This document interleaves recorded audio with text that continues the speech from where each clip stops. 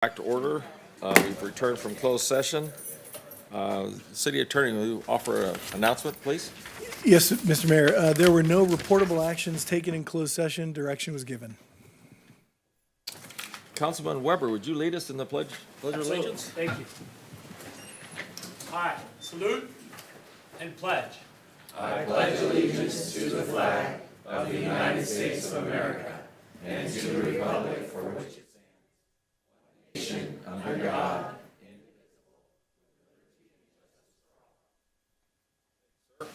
Thank you.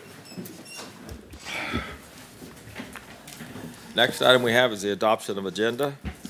Yes, Mr. Mayor, if I make two corrections on that really excuse quick? me. Yeah, so item number 5 is the employment agreement with Alyssa Stutz for the position of Assistant Director of Public Works. It should read Assistant Director of Public Works / City Engineer. Yay. Absolutely.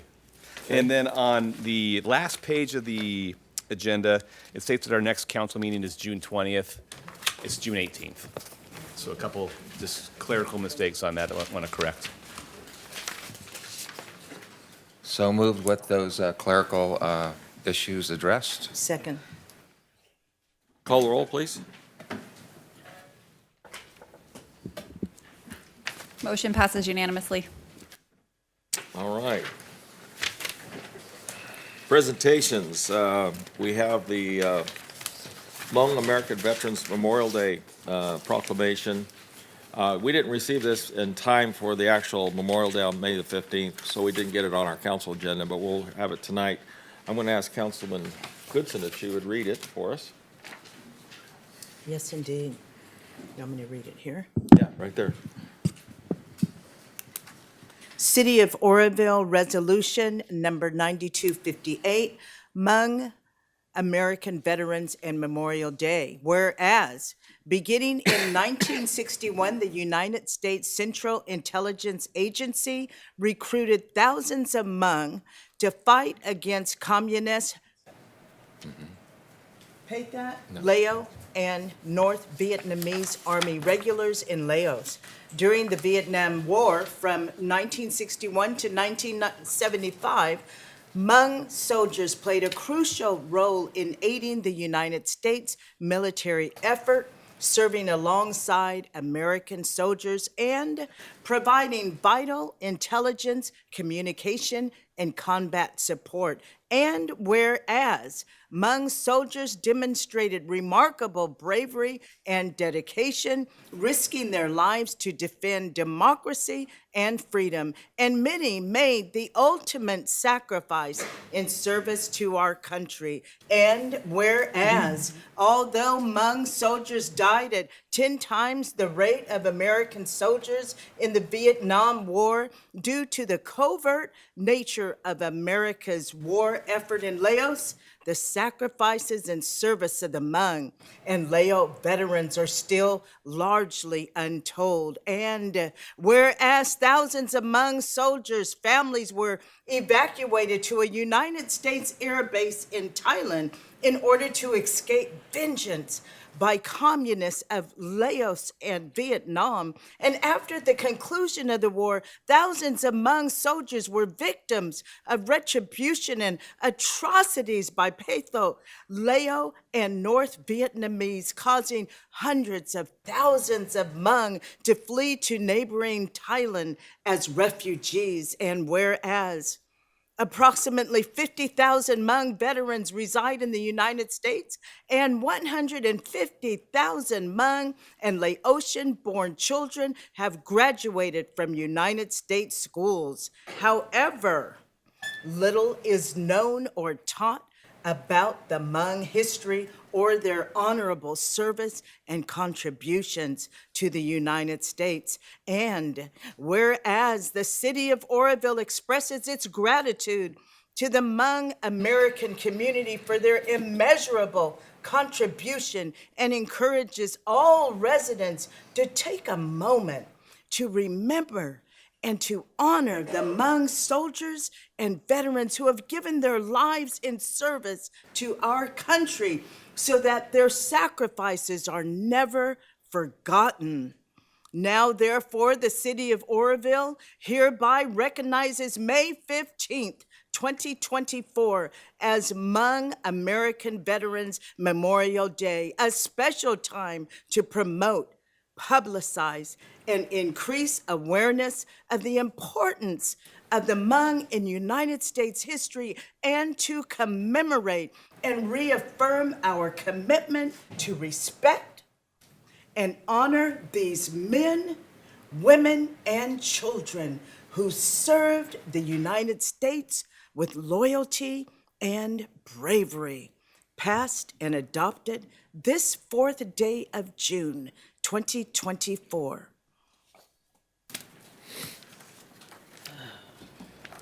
I entertain a motion for this resolution number 9258. Second. Call roll. Motion passes unanimously. Thank you. I had the opportunity to attend this memorial in Marysville at the Marysville Veterans Park. And I got to tell you, it's the first time I've ever seen the Marysville Veterans Park. It's really a great place and well done. I got to sit amongst the soldiers that served there. They had white shirts and tan pants on, and most of them were recruited when they were teenagers. Teenagers. To fight in such a guerrilla war, so thank you all. All right, next item on the agenda, and thank you, Councilman Goodson, for reading that. Yes. Public communication hearing of non-agenda items. Any cards? Yes, sir, we do have 3. We'll begin with Art Hatley and follow that with Bill Spear.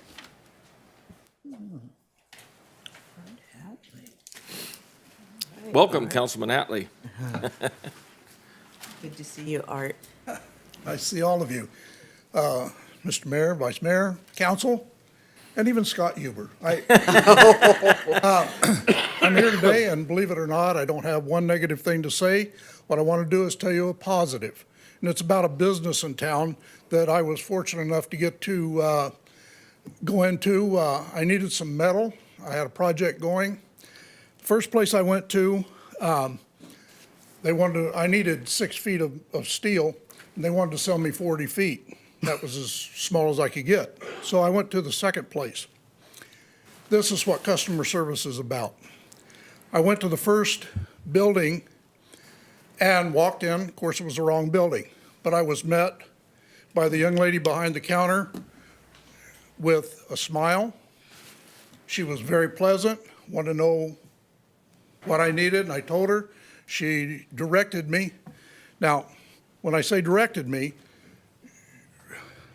I've been married 55 years, so my wife's directed me in a lot of places, and this was nothing like that. This was actually nice, and I wanted to go. So she directed me to the building that I needed to go to. I walked in, and every person that I met in that building, the people that were behind the counter all smiled, greeted me when I came in. People came in from out of the shop area to come in to bring paperwork in and actually greeted me and smiled and made sure I was, have you been helped? Of course, thank you. And the whole experience was something, and it was Metalworks. And I'm going to tell you, those people know about customer service. I don't know who trains them, but a lot of places better go there and get some training because those people know how to do it. And it was important enough for me to come to tell the council because I wanted you all to know about this good business. And like I say, it was important enough, I left a good John Wayne movie, The Cowboys, to come do this. Pretty important to me. So I just thank you for your time. Oh, yes. But again, Appreciate that. that business showed what customer service is about. Yes. Thank you very much. All It's good to right. hear. Good job, Mike, folks. Yeah, and he's a chamber member. Thank you. Up next, we have Bill Spear, followed by the cameraman. Good job. Welcome, Mr. Spear. Vice Mayor, City Council. The verse of the day is Romans 8:6. The mind governed by the flesh is death, but the mind governed by the Spirit is life and peace. And so I have to confess, I didn't look at the daily verse till right before I came in here, and I was like, oh man, I should have read that this morning. It would have made the day a lot better. But, just reading it and then reflecting on it, what an awesome verse that is. I'm ready to get saved again. The mind governed by the flesh is death. The mind governed by the spirit is life and peace. And I know some of our guys work out at the metal place, and, and you can tell a difference. And there's a difference in our city. And so I just want to pray for you all that we would be in the spirit instead of in the flesh. And it's the news and all the things trying to get us to look in the flesh. A bad report, they say if it bleeds, it leads. You hear about this wreck or that wreck. You don't hear about this good thing going on here, or the great job the city crew's doing, or the roads being fixed. They don't want to report on the pothole. So, Father, we thank you for the roads that are getting fixed. We thank you for the metalworks and for all of the other businesses, Lord, that are doing customer service. We thank you for customer service for the city of Orrville, that it's changed when people come here to get their building permits. There's the new processes, and Lord, that it makes a difference. Thank you for our city council that you have put into place that says there's no authority except that which you have established, and we thank you for that. And we pray as they continue to serve you, meeting after meeting, day after day, that you continue to give them that supernatural wisdom from your spirit that brings life and peace for not just for them and for their families and for their homes, but for our whole community, God, that it would overflow into the surrounding communities, that they would see that something's going on in Orrville and come to see, and that they would realize that your spirit is moving here. Continue to bless our rescue mission. Thank you for them. The Hope Center, all of the service groups. There's so many wonderful service groups, and I pray that you would continue to fill them up, continue to encourage, continue to strengthen, continue to bring glory and honor and praise to your name. We love you. We give you all the glory. In Jesus' name, amen. Thank you, sir. Thank you. Up next, we have the cameraman.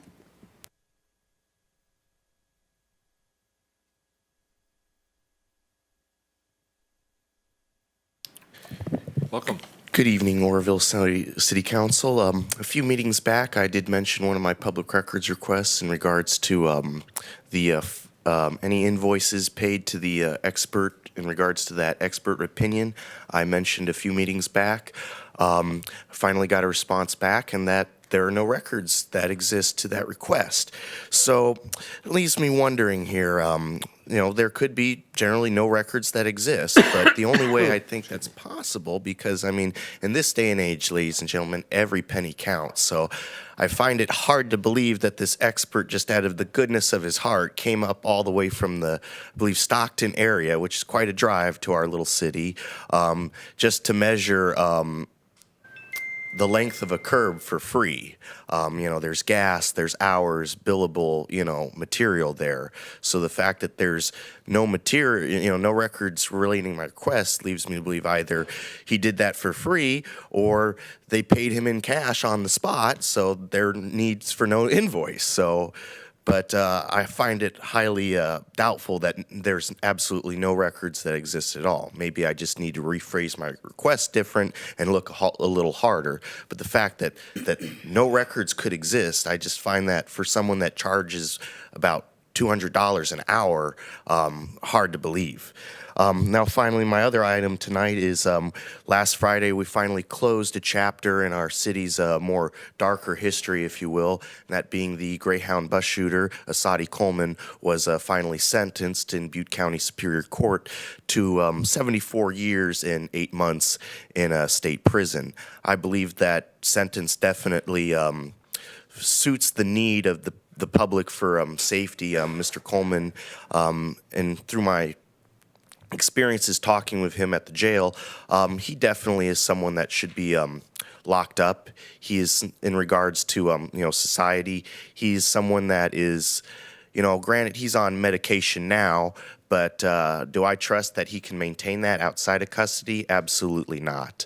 But do I think he should go to the state prison for 74 years? And doing the math, he's 20-something now. He's going to be 100 if he even survives that long to finish his sentence. I don't think he's going to treat the root issue of the problem, and that's, what's going on in his head. Pills are only a Band-Aid, ladies and gentlemen. It's not treating the root of the problem, which is something the Department of State Hospitals can further evaluate better than the Department of Corrections can. Now, I'm about out of time, but I just wanted to mention that there was 2 doctors' reports, 2 different opinions, and I'd like to present them to the City Council. And one basically says he was competent to stand trial.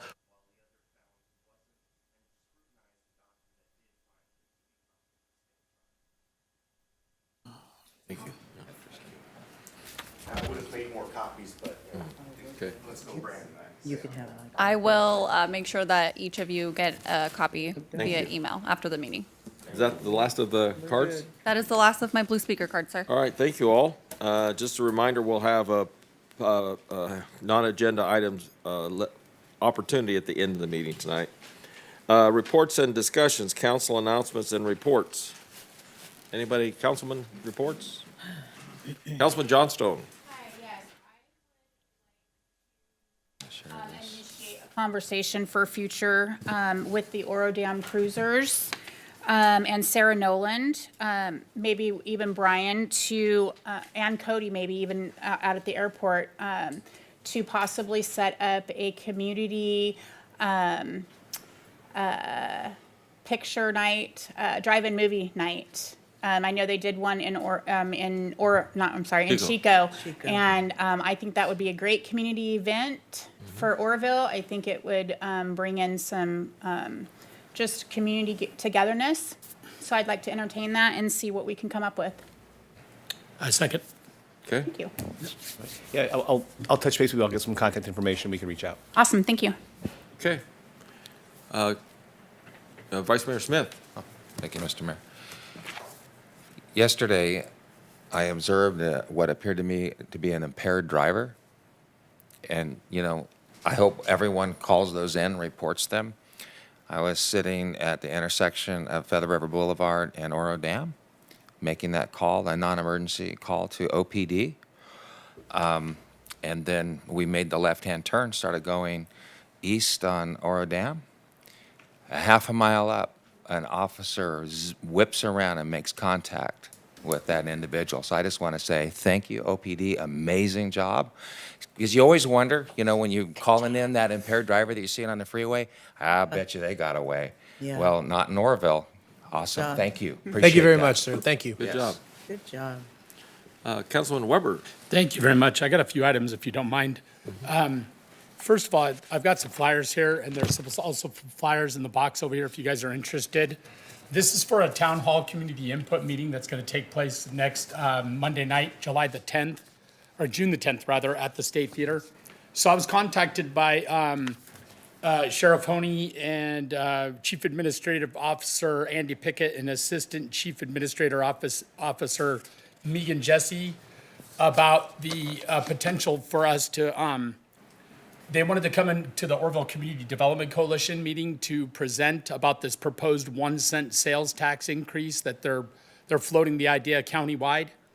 And I wanted to take the position that I am not for this or against it, but I did agree to help facilitate it. So I think this is a great opportunity for us to come and listen to what they have to say, because this will affect all the cities and the unincorporated areas as well. So we're going to be hosting it Monday, June 10th at 5:30 p.m. at the Oroville State Theater. I would highly encourage anybody that hears this to come. There will be a mic on the floor. They will be on the stage. There will be a question and answer. It will be a question and answer forum. I told them, look, this is a tax, and that's not going to be a popular subject. So you be ready for hyper scrutinizing questions. So they're ready, and like I said, I don't have a position for or against it, but I am for information. And so that's happening, and I got these flyers here if anybody's interested. I also want to remind, I want to the flag on the pole down the street, I want to get that raised because I would like for that to be a decision that we make up here at the dais. And so if I could get a second on that, would be great. If somebody's willing to second that. Second. You got the whole council. Yeah, there we go. Yeah. I also want to explore, and this may not be very popular with some, and this is the first time I've ever used the C word in public, but I want to explore hiring a consultant. And the consultant would be for looking into what is inside the Inflation Reduction Act. I've been reading the Inflation Reduction Act a little bit, and there's a lot of grant opportunities in there. Why would that be important for the city of Oroville? Because we are talking, Pat Pyatt is working very hard on attracting new businesses here. We have a local business that's going to invest a significant portion of money within the city limits to build a green energy biodiesel production facility. So I think what we could do is we could hire a consultant to look into the Inflation Reduction Act, see what grants are available for us to bring money into the city, and then that way we could hopefully attract businesses that would be similar, and we could actually pursue further, Pat, the idea of us billing ourselves as a green energy production hub or facility, and set ourselves up for a wildly successful future because as you know, the advancements and what's happening with these technologies are unbelievable, let alone green energy production, but storage too, right? So if we get these grants and we could tap into that because we can't, as everybody knows, we can't gift public funds, but what we can do with grants is we can incentivize people to come in and do business with us, right? So I would love to explore that option of what a consultant would look like. And then to your point about the OPD, I was driving down Bird Street the other day, Bird and First, and a car blows through the intersection right in front of me with the back door open, and there's a female hanging out the door screaming. So I pursued, my daughter and I was calling the OPD saying, hey, there's a car, this lady's trying to get out of the car. And by the time they got in front of what was Bird Street School, the girl had jumped out, rolled to a stop on the ground, and then was wrestling her child out of the car.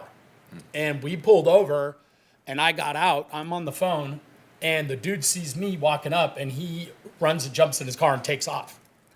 The girl starts walking down the street, and I'm on the phone with OPD. The guy circles the block, and then he comes back and tries to tell me that I have no business being involved in this. And I told him, well, I am involved now. And he said there was nothing going on. I said, well, there certainly was. That was domestic violence I just witnessed. But within about 35 seconds, one of your officers was there. And so the dude was gone. I think they went and contacted him. I don't know because your officer handled it. So I wanted to give an applause to OPD too because it was so fast. Thank and you, it was sir. such a critical moment. And that lady was injured. And so I was just so pleased. So, and then also Public Works and Code Enforcement, you guys are doing amazing. You really are. You know, I mean, your Public Works is out there killing it with that mastic machine we rented. You're putting it down everywhere. That stuff is awesome. And it's great. Code Enforcement, good job in abating these homeless encampments that are just kind of taking over in certain areas. And, you know, what you did up by the railroad tracks, that's awesome stuff. Good job. So super pleased with you guys. But if anybody needs a flyer, please come up and get one. Thank you. Thank you, sir. Anyone else?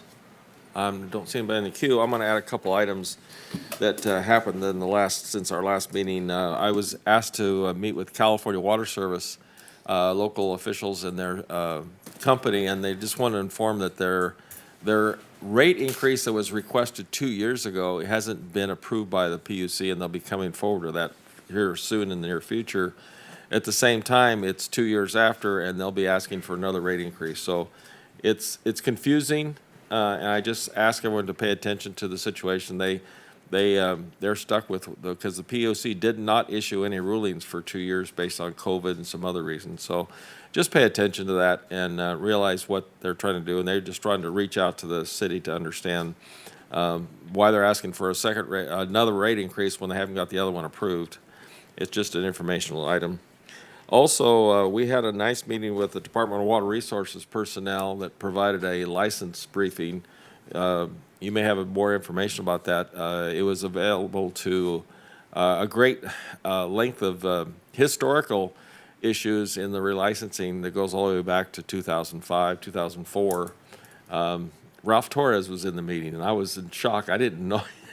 When I saw his name, I go, oh, you got to be kidding me. But he was one of the key managers of the relicensing process that started way back then. So it's a very interesting perspective, and I believe they offered it to the council again at another time if we chose another time to do it. And I would encourage everyone to do it because even I learned many things in that conversation. So, and hopefully one day FERC will actually do their job and issue it. Also, we had a nice visit with Sierra Pacific Industries sawmill on South Fifth Avenue. The city administrator and the planning director both got a chance to see the mill and how efficient it is, and the fact that all the council are going to receive an invitation to attend their barbecue, I think this month or next month? Yeah, I believe it's next Next month. Thursday, I believe, Yeah. June. It's next Thursday, and it is an Yeah. award, I think, based upon the overall safety performance of their operations.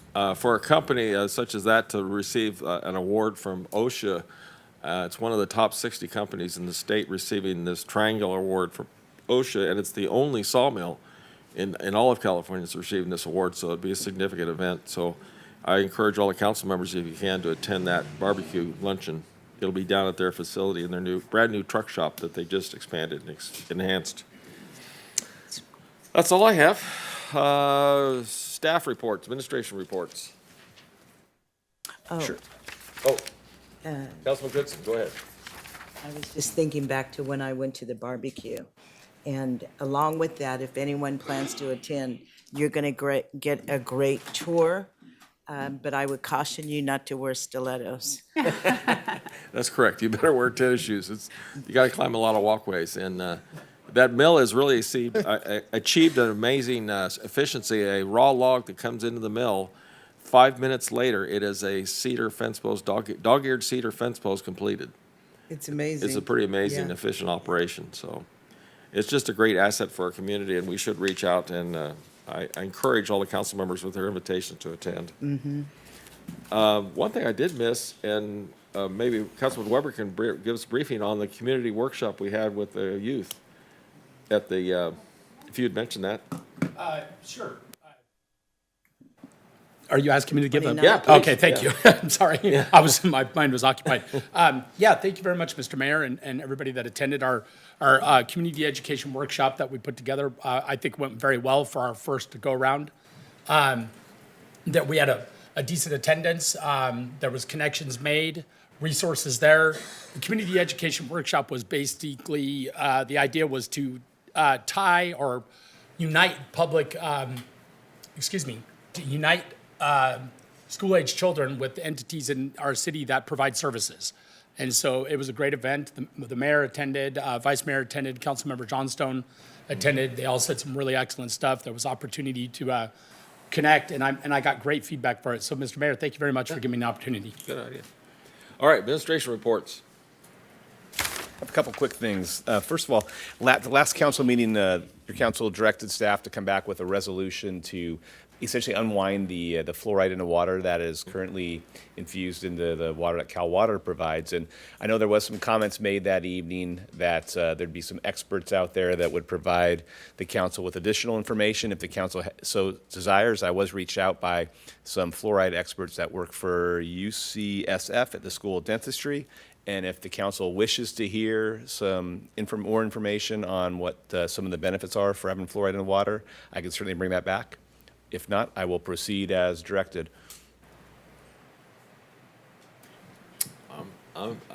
Got it. I'm good. Got Thank it. you. Quick update on the Shigella issue that was more of an issue 2 weeks ago. I think there's been one case in the last week, so it's definitely on the decline. So That's good to that's hear. great news. We are in the process of we did have hand washing stations and porta potties deployed, but we're going to in the process of bringing those back now as well. So that's good news. And the last thing I had is July 2nd is around the corner, which is crazy to think.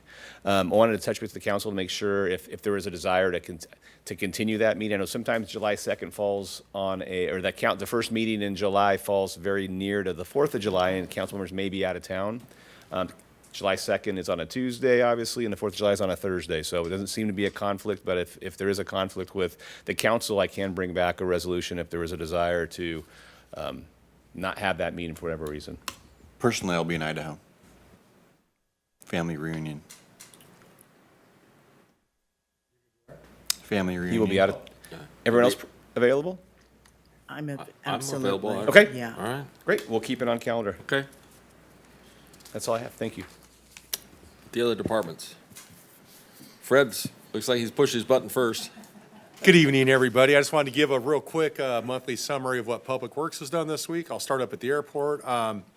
Over at 2000 Challenger, we had a couple of different things we did out there. We replaced a 6-inch water backflow device for the fire system, and we were actually able to do the lease transfer over to Par Electrical, so that's finally taken care of, thankfully. Fuel cells, we sold about 1,300 gallons of Jet A, almost 2,000 gallons of avgas, which is the for the propeller-type airplanes, and we got our application submitted to the FAA for crack sealing taxiway L and the north apron. And we had 1,125 aircraft takeoff and landings last month alone. So things are moving along quite nicely out there. Wastewater, we jetted 54,000 feet of sewer main. That's how many feet of mains we cleaned last month. We cameraed almost 10,000 feet of main during May.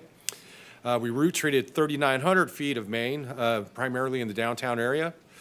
And we performed 84 lift station inspections and preventative maintenance. That's 7 lift stations times 3 times 4 times a week. So also we added a new electrician, Mr. Gregory Briggs, and Jeremiah Elvin is our newest mechanic in the fleet shop. Other good news is the goats arrived earlier this week. They're out working south of Oroville out by the railroad right now. So yay, the goats are here. So that's fun stuff. We've completed mastic applications and striping, bot dots, and fog line improvements on Nelson from the middle school out to the city limits and back east and westbound lanes.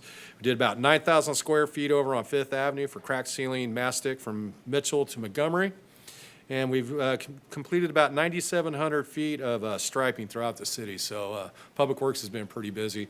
We also completed the fire break around the airport with our grader. That's about 3 blades wide around the entire perimeter. So we're good to go. And we used 97 tons of hot asphalt for pothole repairs this last month. So that's all I got. Good to hear. Councilman Thanks. Johnstone is on the queue. Yes, ma'am. Thank you. I just want to say your team is doing an amazing job with everything that you guys are doing, so kudos to that. But I did have a question. Are there any plans for route and camera in the sewer out towards the airport area, the 18th Street area, city limits? Yes, we do. We try to hit the whole city about every 24 to 32 months. I'll find out where that is on the schedule, and I'll get back to you on that. and Thank you. Let you know. All right, awesome. Awesome Pleasure. job. Thank you. Councilman Weber is in the queue. Question? Yes, thank you very much. So, can you give us a comparison, or do you have the numbers from last year that and if you don't, that's fine, because I actually should have front-loaded this question to you, but, so I'm not trying to put you on the spot.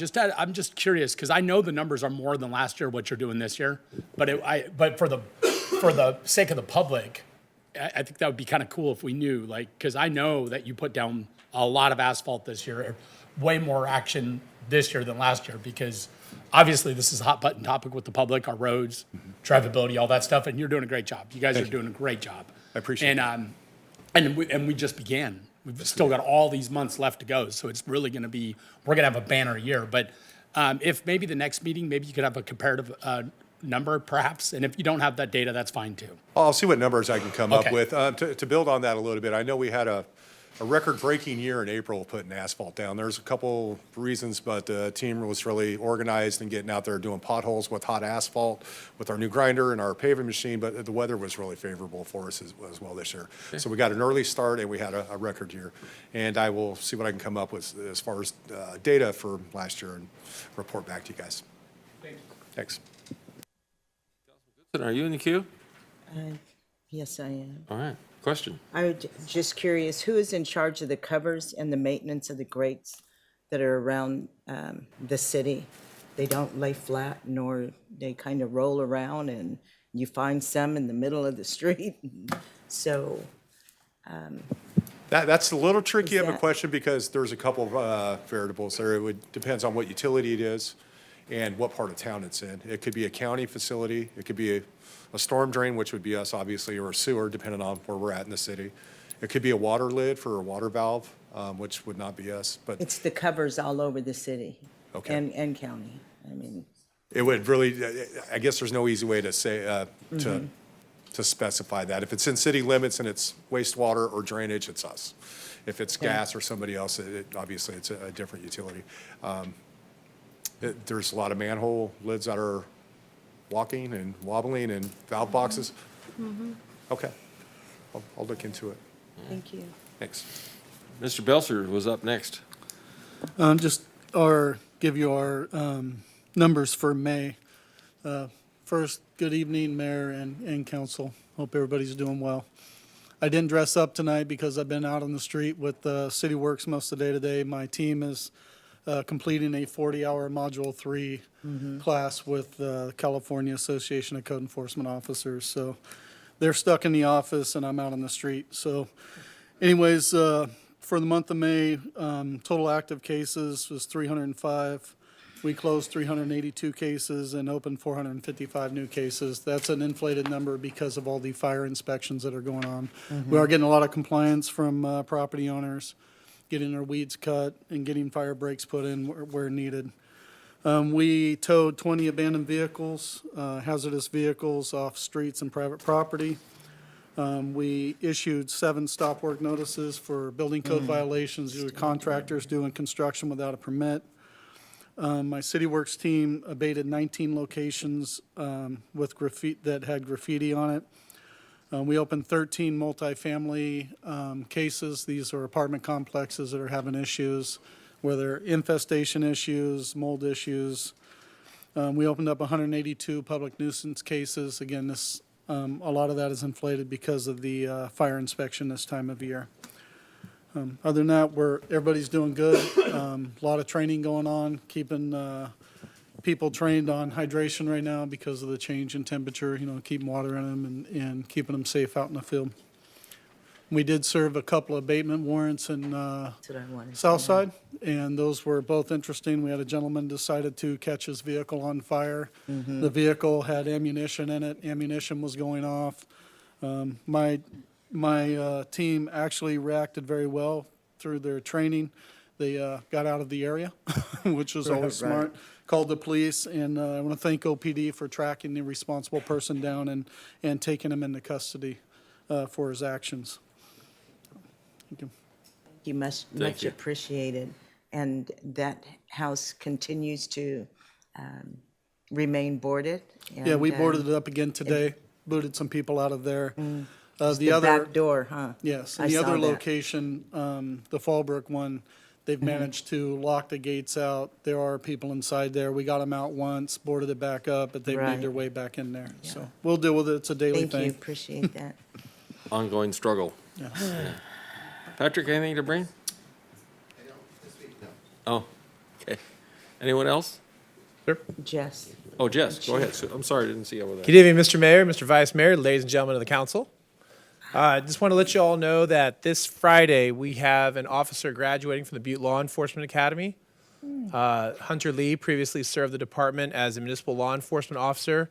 He's completing the academy this week. He's doing a really great job out there, and we are very excited to have him come out and serve the community in his new capacity. Also, our recent lateral officer, Officer Malden, he's on the road and fighting crime and doing really well. So if anybody sees Officer Malden out and about, please say hello. And lastly, I would just like to proudly say that the Oroville Police Department has recently promoted 3 officers to the rank of sergeant. So again, congratulations to Sergeant Collins, Sergeant Sukosim, and Sergeant Iverson. If you see them out and about, please say hello. Other than that, ladies and gentlemen, thank you very much for your time. Thank you. Oh, all right. Anyone else over here? I have a question. Chris for- Tins, come on up. Mr. Mayor, I have a question Oh, for I'm the sorry. chief Yeah, real quick. go ahead. Yeah, what time is the graduation? Where is it at? I will get that information to you, Susan. They change it every year, sir. I'll get it to you. Chief Good evening, Stens? council. It's good to see everybody. Yes. Getting hot out there. Several fires lately. Anyways, I just wanted to update council and the community on the burn ban. We anticipate it to go into effect this month on the 17th. So any dooryard burning that needs to be done, please get done, obviously, legally and early in the morning. But that will come to a halt the 17th of this month due to fuel conditions and weather conditions. Also, I wanted to update council on the delay of the airport burn. Traditionally, as most of you know, we like to burn off all the hazardous fuels around the airport, kind of clean that area up, create a fire break for that community, and also just clean it up for the airport staff as well and the folks that are flying around out there. It's still a little green for us, but we plan on getting to that as soon as that cleans up a little bit. And then I also received an update on the new engine, the new Type 1 engine that was ordered last April. I haven't heard much, kind of got, I don't want to say lost in the system, but there wasn't a lot of updates because there wasn't a lot going on with it. But we did receive an update of an approximate delivery date of September of 26. The holdup is not necessarily that it takes that long to build it, but it's the long list of engines piled up in front of us. It really only takes 3 to 4 months, I think, to actually construct and build those, as long as engineering hasn't been changed. But we haven't discussed it in a while, and I wanted to provide an update with the engine. So anyways, thank you. Thank you. Appreciate that. Where else we got? Anybody? No? None? Okay. Well, then, we'll move on to the next item, which is consent calendar. Do you hear a motion or any questions on consent items? I move that we approve the consent calendar. Did you have a Does question? anybody Oh, have okay. anything? Call the roll, please.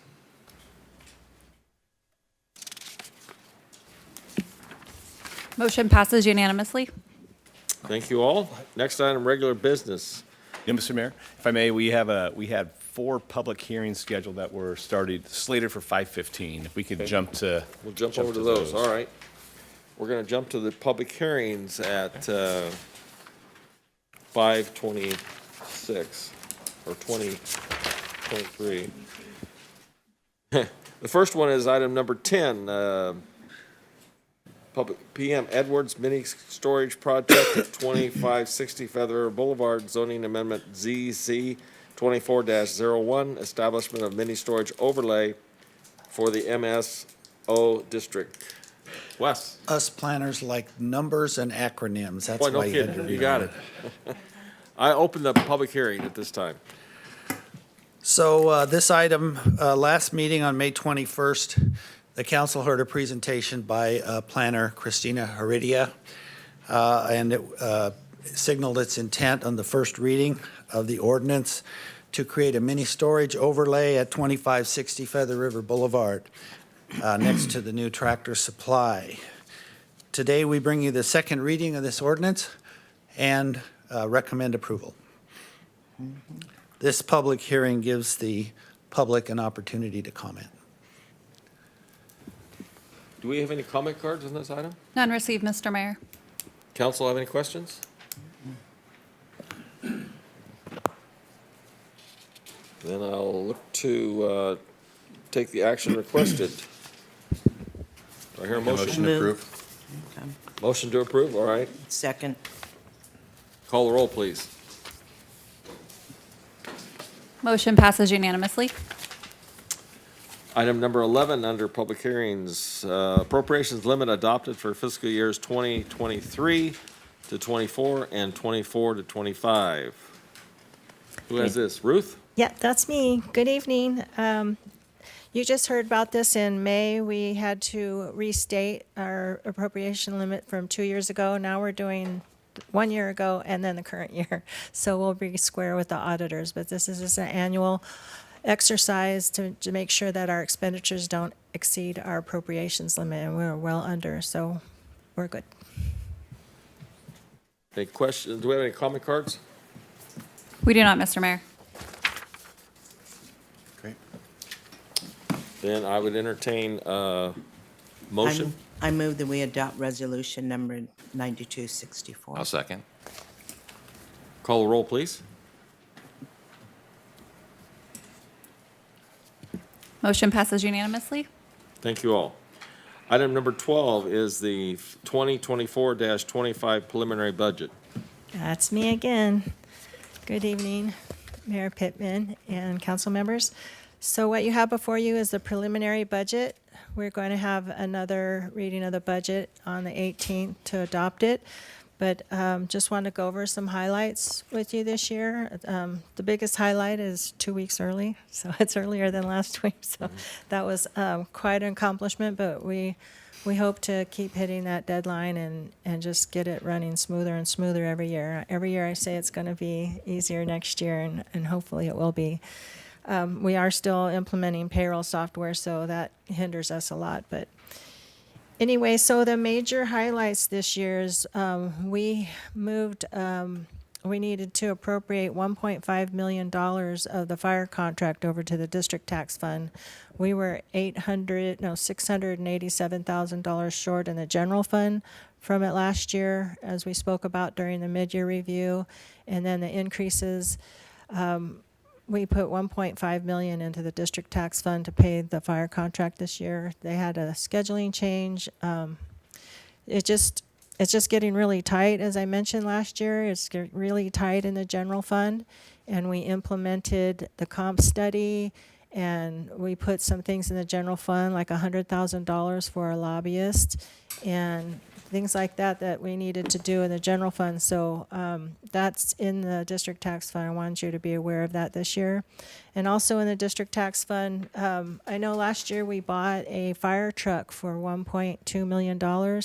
Well, the auditors said you can't expense it until we get it. So that got moved into a prepaid asset account. It's on the balance sheet. And so it got taken out of last year, and it's put back in this year in case we get it. If we don't get it, it's going to be moved to, it'll stay in prepaid expenses until we get that fire truck. So that was a $1.2 million difference that you need to be aware of. And I'll let the oversight committee know that as well. So those are the two biggest things. Another big thing is we did increase our insurance. Insurance continues to just really, Absolutely. it's terrible every year. And so another 10% this year. It's up over 800,000. So another thing that I thought was pretty cool is we had just in May, we have brought before you the new fund balance policy, and it is going to allow us to assign unassigned fund balance. And so what we did is we have a list in the staff report. We also have a list in the budget letter that Brian wrote of what we'd like to do with unassigned fund balance. So the auditors projected our unassigned fund balance to be approximately 12 million. So what we wanted to do with that, and I did a lot of research and talked to the auditor, is it's for known expenses that are not in the budget. We already know that we owe 12 million in unfunded pension liabilities. So we have known expenses. They're not necessarily in the budget, but we know that they're coming. So I wanted to go over the list of assignments with you. So we carved it up this way, and I worked very closely with Brian on this. We have 8 million being assigned to unfunded pension obligations, even though we know we owe 12 and we know we're going to owe more this year. We'll know in August how much more we owe. But, I'm talking with everybody, even if CalPERS had a good year and didn't lose money this year, anytime they have a good year, they're going to keep lowering their discount rate. So right now the discount rate is around 6 something. They're going to keep lowering that till it's 3. So anytime we have a good year, they're going to lower our discount rate. It's just, so it's going to be bad news every year until that discount rate is about 3. So we appropriated $8 million to unfunded pension obligations. And then we thought it would be a good idea to appropriate $1 million to a contingency fund. And these are for unanticipated, unbudgeted needs. So those will definitely, if something gets allocated to that, they will be brought to you. You will know. $2 million in capital projects. We are, it's kind of exciting. We are in the process of starting a multi-year capital projects and improvement plan. So I've asked all department heads to get me a list of all the things, because we kind of have a list, but it's kind of just with the budget. I'd like a formal list with multi-years and something that we can evaluate every year, because I know things get thrown out there, but then I don't know if they're a priority anymore. So we just need to keep on that. So 2 million to capital projects. Again, all of this would be brought to you if anything did get allocated to that. And then we put $500,000 to pay off leave accrual balances. We have a lot of buyouts and contracts, and we just never know. I mean, they're a known cost. We just don't know when. So we have that in there for unanticipated buyout of accruals and leaves. And Ruth, then, could you please repeat that? It's Sure. hard for me to understand what you're saying, but you had mentioned the 500,000 500,000 for leave accruals, so buyouts. So if I left tomorrow, I would have a vacation buyout, or if you let me go, you would have 6 months' salary to pay. So it's just for things like that. Don't jinx yourself. Well, it's best to use me as an example. I could have said Brian, but. So, 500,000 to unspecified road improvements. I know the council is very, very interested in getting our roads in shape, and we're just not sure if we have enough money allocated. We have over 5,000 that we know about this year, trying to catch up on projects. So if it's not enough, there's some money here. I guess there's some unknowns on when we get the pavement management software. So it could, and again, all this will come to you during the year if it's something that we want to use the assigned funds. It just makes a lot of sense, and I think that was a good move. So have 70 pages of budget. All the departments participated, put it all together. I have a training day on the 28th with the software company to show me how to upload it into the software if you approve it on the 18th. So other than that, everything is pretty much steady. I did write in my staff report about the economy because I did an economic outlook before I prepared the budget, because our revenues are pretty stagnant. We're not getting the sales tax increases like we have been.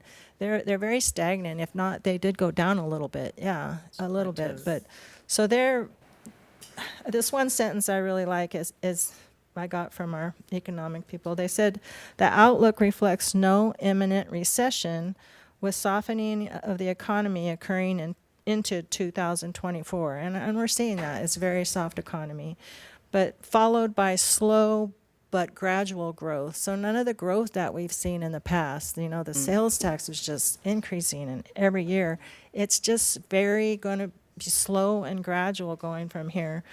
So we have this budget reflecting that very thing. We're just not expecting a lot of increases, yet, I mean, if I have to do a visual, it's like our revenues are slowly and our expenses are going like this. So our expenses are far outgrowing our revenues. Right. So we just really need to keep that in mind. I promised I would work on a forecast. So after this budget is done and after, I think we'll start right into a forecast. The capital improvement plan will feed right into that. So we can actually look into the future and see and make decisions now that will help us in the future. So we don't go into a deficit. So if you have any questions, I'll be happy to answer them. Do we have any public cards on this? What's that? We do not, Mr. Mayor. And if I may add this, Ruth has done an outstanding job putting this together and working with all the departments. And I think it's an exciting year because there's a lot of things, I'm not sure, just in the works. I mean, there's Hewitt Park is coming to fruition, the Courtyard, there's a lot of work's being done out there. There's money in the budget for the lot home. As Ruth mentioned, the lobbyists, we're really going to try to advocate to try to get a state and federal lobbyist, as Councilmember Weber mentioned earlier, about just partnership for grant opportunities. And we've had a lot of success in the past working with a lobbyist to attain that. So we'd like to do that.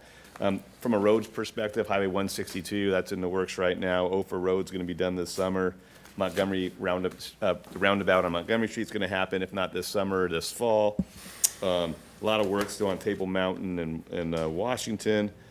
Don't know if I mentioned Nelson, Highway 70 in Nelson. That's going to be done a couple weeks. Hoping to have a pre-con with Caltrans in the next week or two Yeah. with Knife River. We were just talking about that this afternoon. So there's a lot of great things in the hopper right now. We're talking about working on the new fire station on the west side, so some money in the budget for that. A lot of good things in the works, so the staff are doing a great job. Lincoln Project. Yes, Lincoln Family Project. Comments? Questions?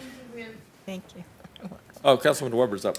Yeah, thank you. Well, you already covered what because when she was talking about the lobbyist, I was thinking, then that could go hand in hand with what I was talking about. So, so the answer is yes, we could use that lobbyist money to go after some grant opportunities then. Yeah, a lot of times they will, obviously, federal lobbyists can do advocacy work for you, either on legislation, but they also typically have grant programs, and they are experts in a lot of the, especially some of the complicated federal grants they can absolutely assist us with. And you get to know, there's many of them that work in this area too. They work with BCAG, they work with the county, the same one works in this area, so they're very familiar with the geography around here. It can be very helpful. Very optimistic about that. Okay. And then Ruth, I was wondering, or maybe you, Brian, if you could, if you guys could kind of touch on and elaborate a little bit on that multi-year plan for to save up for the capital expenditures. Yeah, so right now, when I budget, I look at all the things that I know about, but I feel like, you know, they can be working on something new that I might not know about, or like something we've carried on our list for 2 years now is a kayak kiosk, and I don't believe that's a priority anymore. I just want to have a list of everything and the priority and be able to say, well, we're going to do this in this year, and the next year we're going to do this. So it's just going to be more of a formal list that we can all meet and discuss so that I know, is this a priority or not. It'll just help when budgeting, because you know, we have $800,000 in the district tax fund going to the capital projects and improvement fund this year. In the past, we've done 1.5. So we need to know long-term, is this sustainable? Is this going to cover all of the things that we need to do in the future? Okay, thank you. And then you mentioned the 500,000 to paving. Is that for tier 1 and tier 2? Essentially, what we wanted to do is have the pavement manager get that system in place, and then hopefully from there, it's going to give us a lot of data to identify what would be the best use of that. But we're thinking, I mean, it could be used for more mastic if that's what we wanted, but it could be used for more likely, I think, in tier 2. Sure. That's correct.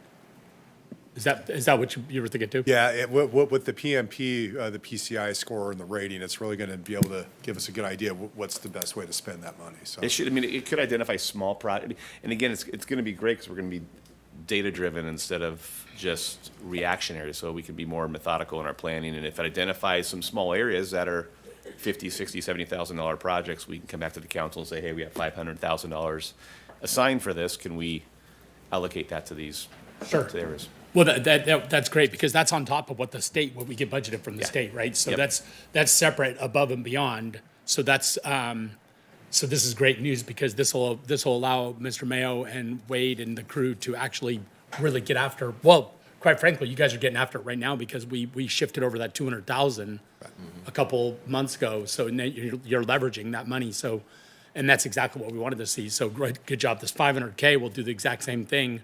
And ultimately, the end game here is to give our constituency drivable roads. Now, like I've said in the past, are they going to be the most beautiful roads in the world?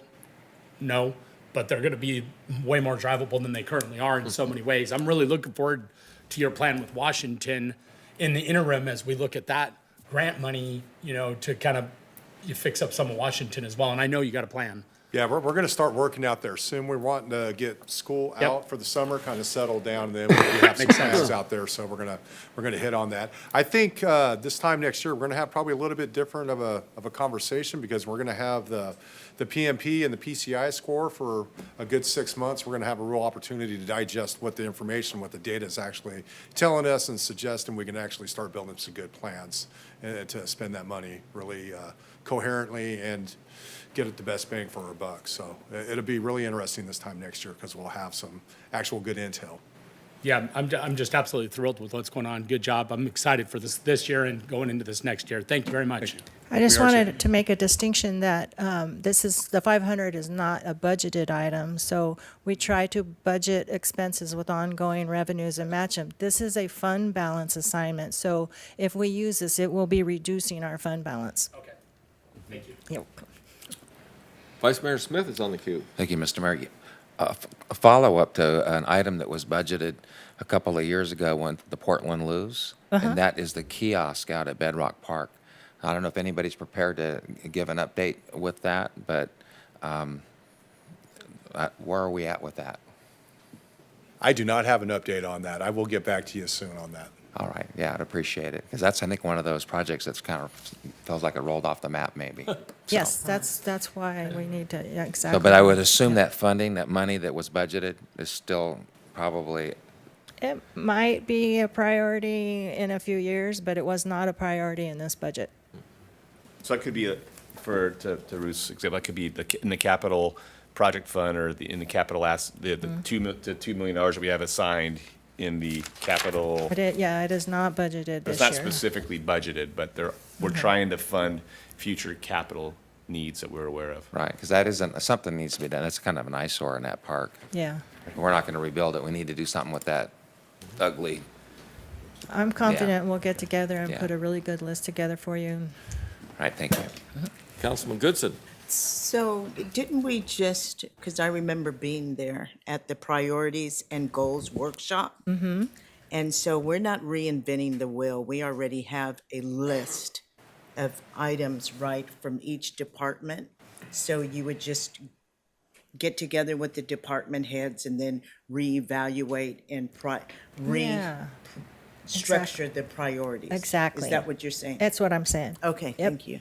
And have it documented in a CIP or capital improvement plan would be something that we can then bring to you folks and you can Yeah. prioritize it. Because capital improvement projects typically are at a High minimum dollar. a few $100,000, in most cases millions of dollars. So, and we could talk about the Girdler building or the other, I mean, there's some big things out there that are big ticket items. The whole plan will be brought to you for approval. Yeah. And for feedback and approval. Anyone else? Well, then I have a few comments. I'd like to get some questions going on. One of the things I was reviewing the preliminary budget, and I saw the fee structures of things, and I noticed that the building department has a fee for fire permits.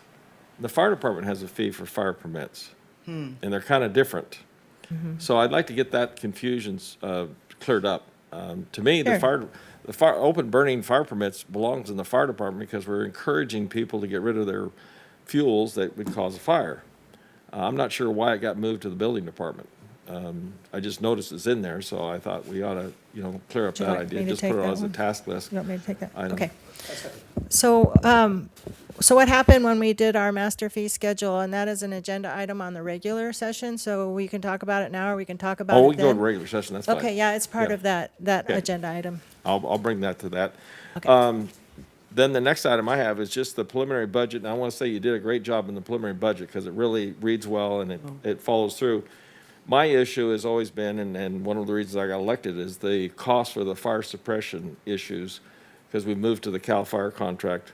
There's a lot of things that we're paying for now that were not included in that process that we were not made aware of. One is the cost of the fire marshal, which is a contract now that we had to hire.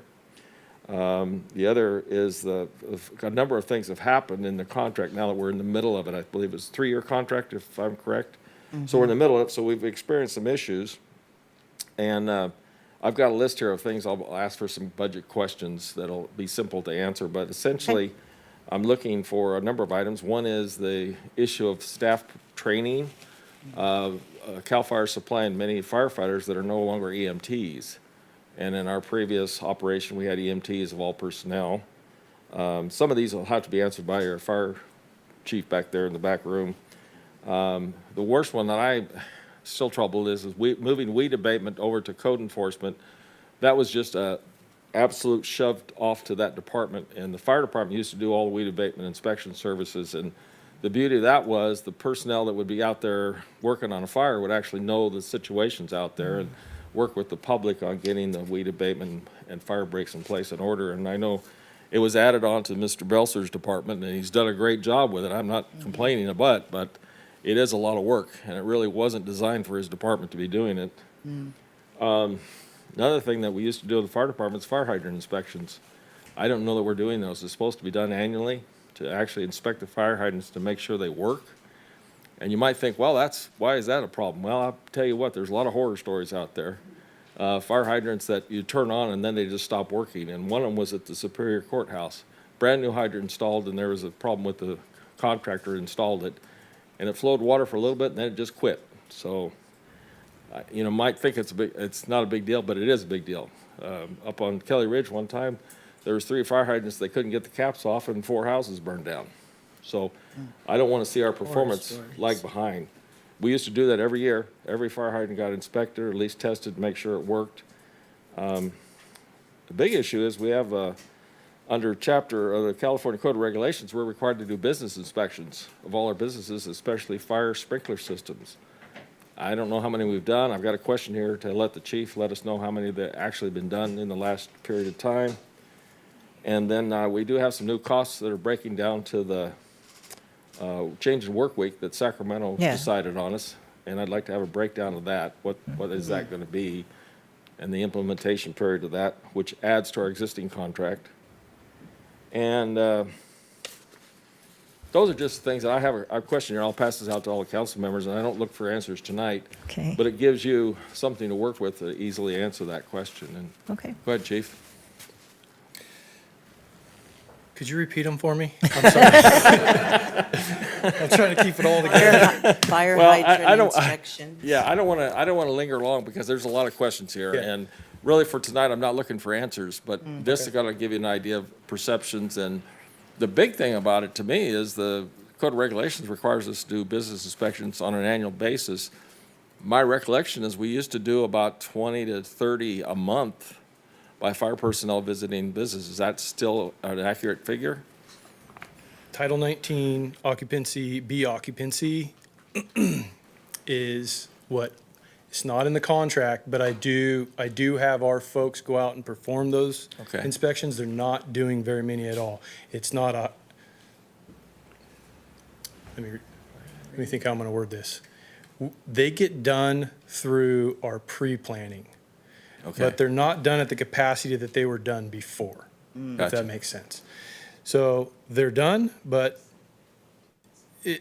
Mr. Foster's the city fire marshal now. He works 2 days a week. He's handling most of the state mandated stuff, but the simple business inspections like downtown, we do them, and it's a Title 19 inspection Right. for us, but they're not done at the capacity that they should be. It's really an individual's job to take on a task like that. With all those that really truly need to be done. Right. And it's hard for us to absorb that with the stats and stuff I've provided to council. The call volume is through the roof, and that's. Well, I appreciate that. I don't like to go into a business, send a fire engine, we get in the middle of an inspection, talking with the customer, and then boom, out the door to go to call, and then come back. It reflects on their business, right? Sure. So the back and forth thing is very hard for us. That's why it's easier for somebody who's not assigned to an engine to get out there and truly do those and meet with the property owner or business owner and provide the service that they deserve and the attention that it deserves. But all other required state mandated inspections are required to be reported to the state fire marshal. And that all falls onto the city's fire marshal. And is within his wheelhouse. Jumping over to the hydrants, we have an MOU with Cal Water, and there's some back and forth. Sometimes they don't like the way we open them. It could affect their system. So I've worked with Lonnie several times on it, and there's some cost associated with it, and we're trying to really reevaluate the MOU with Cal Water on how our hydrants are serviced. But no, we do not service them in the capacity that we used to. Again, it's a time thing for us. Sure. Unfortunately, and anyways. Well, I appreciate that. And like I said, these are complex questions and need complex answers, so I appreciate your response, and I'm not really trying to look for answers tonight. But Okay. I'll pass a copy out to each council member and let staff have this so we can move forward and keep the public hearing going. That's all I had. So I appreciate you saying that it was a nice, clean budget and easy to read, because it is by no means an award-winning budget. And by that, I mean the government finance officers, they want you to put in pictures and performance measures and all kinds of extra stuff. We just never have had the time to do that. Maybe if we're fully staffed someday, we'll add that. But it is a lot of work that just goes into this very scaled down version. And I've had a lot of positive feedback. They like the more simplified version. So I appreciate you saying that. I appreciate that. And the intent of my questions are to actually realize and let the taxpayer know what the true costs are Yes. for a service we're financially required to provide. Yeah. I Thank you. understand. Thank you. Any other questions on that topic for item number 12 on the preliminary budget? If seeing none, we just received the information. All right. Item number 13 is a public hearing regarding wastewater rate study findings and proposed rate increases. Who Yes, gets that Mr. one? Mayor, we do have Michael DeGroot online. I'm going to give him permission to share screen, and then he will present virtually. Great. Good evening, everybody. I'm going through a quick presentation on the wastewater rates, and a lot of this is a recap of what we saw on April 2nd for the benefit of the council and the members of the public. So presentation overview, I'm going to be talking about the legal requirements, which is Prop 218, some background on the wastewater enterprise, and wastewater rate survey and bill impacts. So the legal requirements for your sewer rates, you need to mail a notice of the proposed rate increase to all affected property owners, and you need to hold a public hearing prior to adopting the proposed rate increases, not less than 45 days after the required notices are mailed. So those notices went out in April, and today is the public hearing. And then there's some substantive requirements, including the amount of the fee or charge levied on any customer shall not exceed the proportional cost of service attributable to that customer. Revenues derived from the fee or charge cannot exceed the funds required to provide the service, and revenues from the fee or charge can only be used for the purpose for which the fee is imposed. So this is some background on the wastewater enterprise. The city provides wastewater collection, while Sewerage Commission Oroville Region, or SCORE, provides wastewater treatment, and the city collects and passes on the treatment charges to SCORE. The city has left wastewater collection rates unchanged over the last 5 years, while SCORE treatment rates were increased and passed through. So reasons for the wastewater rate increase, we've included projected future inflation and operating costs, and the city's projected to incur about $13.6 million for wastewater enterprise collection system capital improvements over the next 5 years. Additionally, we have a pass-through for treatment costs, and SCOR is seeing increasing operating costs as well as looking at a treatment plant upgrade project. So we also have some equivalent dwelling unit changes. SCOR adopted new EDU definitions for multifamily and mobile home units, where one multifamily is equal to 0.88 EDUs per unit, and mobile homes are equivalent to 0.85, and previously there were 1 EDU. And this change is based on regional census data, which shows less people per unit on average for multifamily and mobile homes. And the change results in a difference of 310 EDUs for the city of Oroville, which is about 3.3% of your customer base. But we're projecting about 3% growth in the next 3 years and 2% in the following 2 years. So within 2 years, you're going to make up that difference with growth. This is your current wastewater rates. And the city of Oroville charges $23.56 per month for wastewater collection, and SCORE's charge is $23.85 per month. So the total monthly charge per EDU is $47.41 per month. And this is a regional survey which shows how your monthly rate compares. And based on our survey, the regional average sewer bill is about $60 a month. And you're currently at 4741, so well below that average. And you can also see your fellow tributary agencies, Thermalito Water and Sewer District at 4475, and Lake Oroville PUD is at 5206. So this shows you the proposed rates, and you can see the collection rate that the city charges would go from $23.56 to $26.06 on July 1st, up to $34.15 in year 5. And the SUR treatment charge would go from $23.85 to $24.49 on July 1st, up to $29.77 in year 5. And so the total charge would go from $47.41 to $50.55 per month, up to $63.92 in year 5. And this shows you graphically what that looks like. The city's charge for wastewater collection is in the gray, and the wastewater treatment from SUR is the green bars.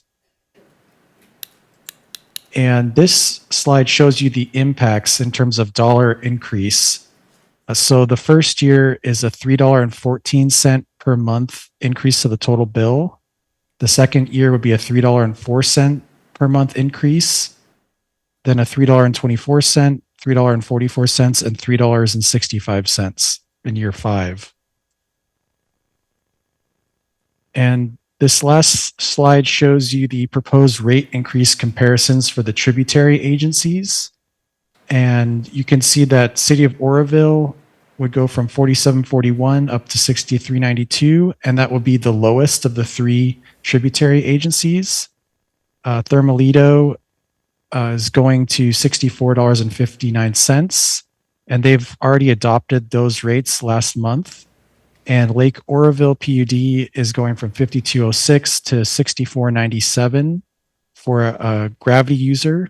And in addition to this, pump customers pay an additional $6.07 per month. And Lake Oroville is looking at implementing or holding their public hearing in the next month. Oh. So that's it for my presentation. Thank you very much. Any questions from council on this public hearing? Any comment cards? None received. And I'll say this really, really quick. This was introduced, I think it was April 2nd, I believe. Obviously, there's a lot of infrastructure needs within the sewer department. And while these types of it's never fun to do an increase, it isn't. But ultimately, to fund these necessary capital improvements, these projects are expensive, and the infrastructure is expensive to maintain. And in order to stay on top of that, it's a cost that just covers the expenses that are projected. So it's a while it's never a fun thing to do, if we don't do it, and then you get behind the 8 ball down the road, it really puts the organization in a bad spot. Councilman Weber's on the queue. What's in our sewer fund balance right now? I believe 15 million sewer fund balance? About 15 million? And the projected cost over the next 5 years is 13.6 million for these improvements? Those are estimates, but yeah, that's probably fairly close. It's hard to project with all the inflation and those type of things, but we're there. Okay. How much do we put in our sewer fund per year?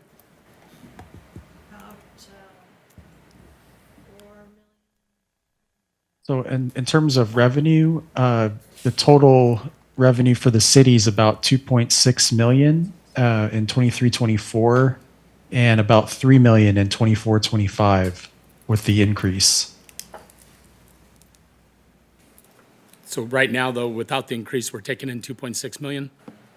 Right, approximately.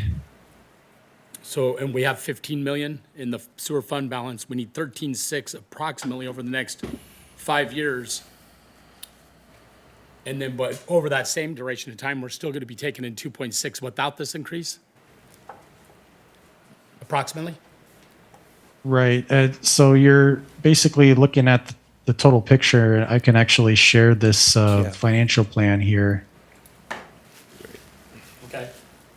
So I I think our constituency is fee fatigued. And I think if we can figure out a way to do this without a fee increase and give them a break, because it seems to me if we got 15 million in there now, we need a projected 13.6 million over the next 5 years. And without this, we have a projected intake of 2.6 million per year. So that'd be over the next 5 years, that'd be 10 million approximately, or a little bit more, right? And then, so if out of that 13.6 projected needed over the next 5 years, then that means we'd have a shortfall of 3.5 million. We've got 15 million now. So it seems Right, to me but like we could do I some think mathematics without. one thing doing you're fee missing increase. there is the operating expenses. That are only going up. And a lot of our biggest expense is the operating of the lift stations with electricity. And with modernizing 3 of our lift stations, not including the brand-new lift station out at Ruddy Creek, it's going to take that reserve down to very little. And we still need to address pipe life replacement, manhole rehabilitation, flow meters, root control. There's a whole myriad of other programs that we have to build and bake into this that we need to really keep an eye on. So again, we have 15 million in the fund balance now. You can do a lot of work with that. That's going to build the lift stations that we Yeah, need to rebuild. exactly. There's no But that- arguing we need but that. that doesn't We touch- need more EDUs, for But that sure. doesn't really touch the pipeline replacements, Yep. lining, a fog program that we're going to be mandated with the state to do, computerized work order management system, manhole rehabs, which are very expensive as well, and then flow meters, and ultimately to start really taking a big bite at I&I, which is infiltration and intrusion. Those are where the flows in the sewer double, triple during high rain events, where a dry average day over at SCORE, correct me if I'm wrong, it's about 3 million gallons a day. We can go up to 16, 17 million gallons a day. That's a lot of extra water going into the system that we need to take care of. The majority of our pipes downtown are 60, 70, 80 years old. They're cast iron or clay. They're getting at the point of failure, and that is only going to get more and more expensive. My plan is to try to get our city to close to 125, 150-year pipeline replacement. I don't have the data in front of me, but our pipeline replacement life cycle is much greater than that. And the 125 to 150 years is probably a little bit closer to in line with industry standards. In that sheet up there, Councilmember Weber, I know it's really hard to see, but what we're not factoring in is the operational expenses are about $5 million a year. So if you add that in. Right. And so our study's actually showing the fund balance at 13.6 million, and that would be drawn down even with the increases to about 5 million in year 5. So I think this is by no means a Cadillac kind of capital improvement plan. You know, this is what we think you need. And, you know, under Prop 218, you're not allowed to make a profit on the rates or charge more than the cost of service. So I think this is really kind of reflecting reality. Okay.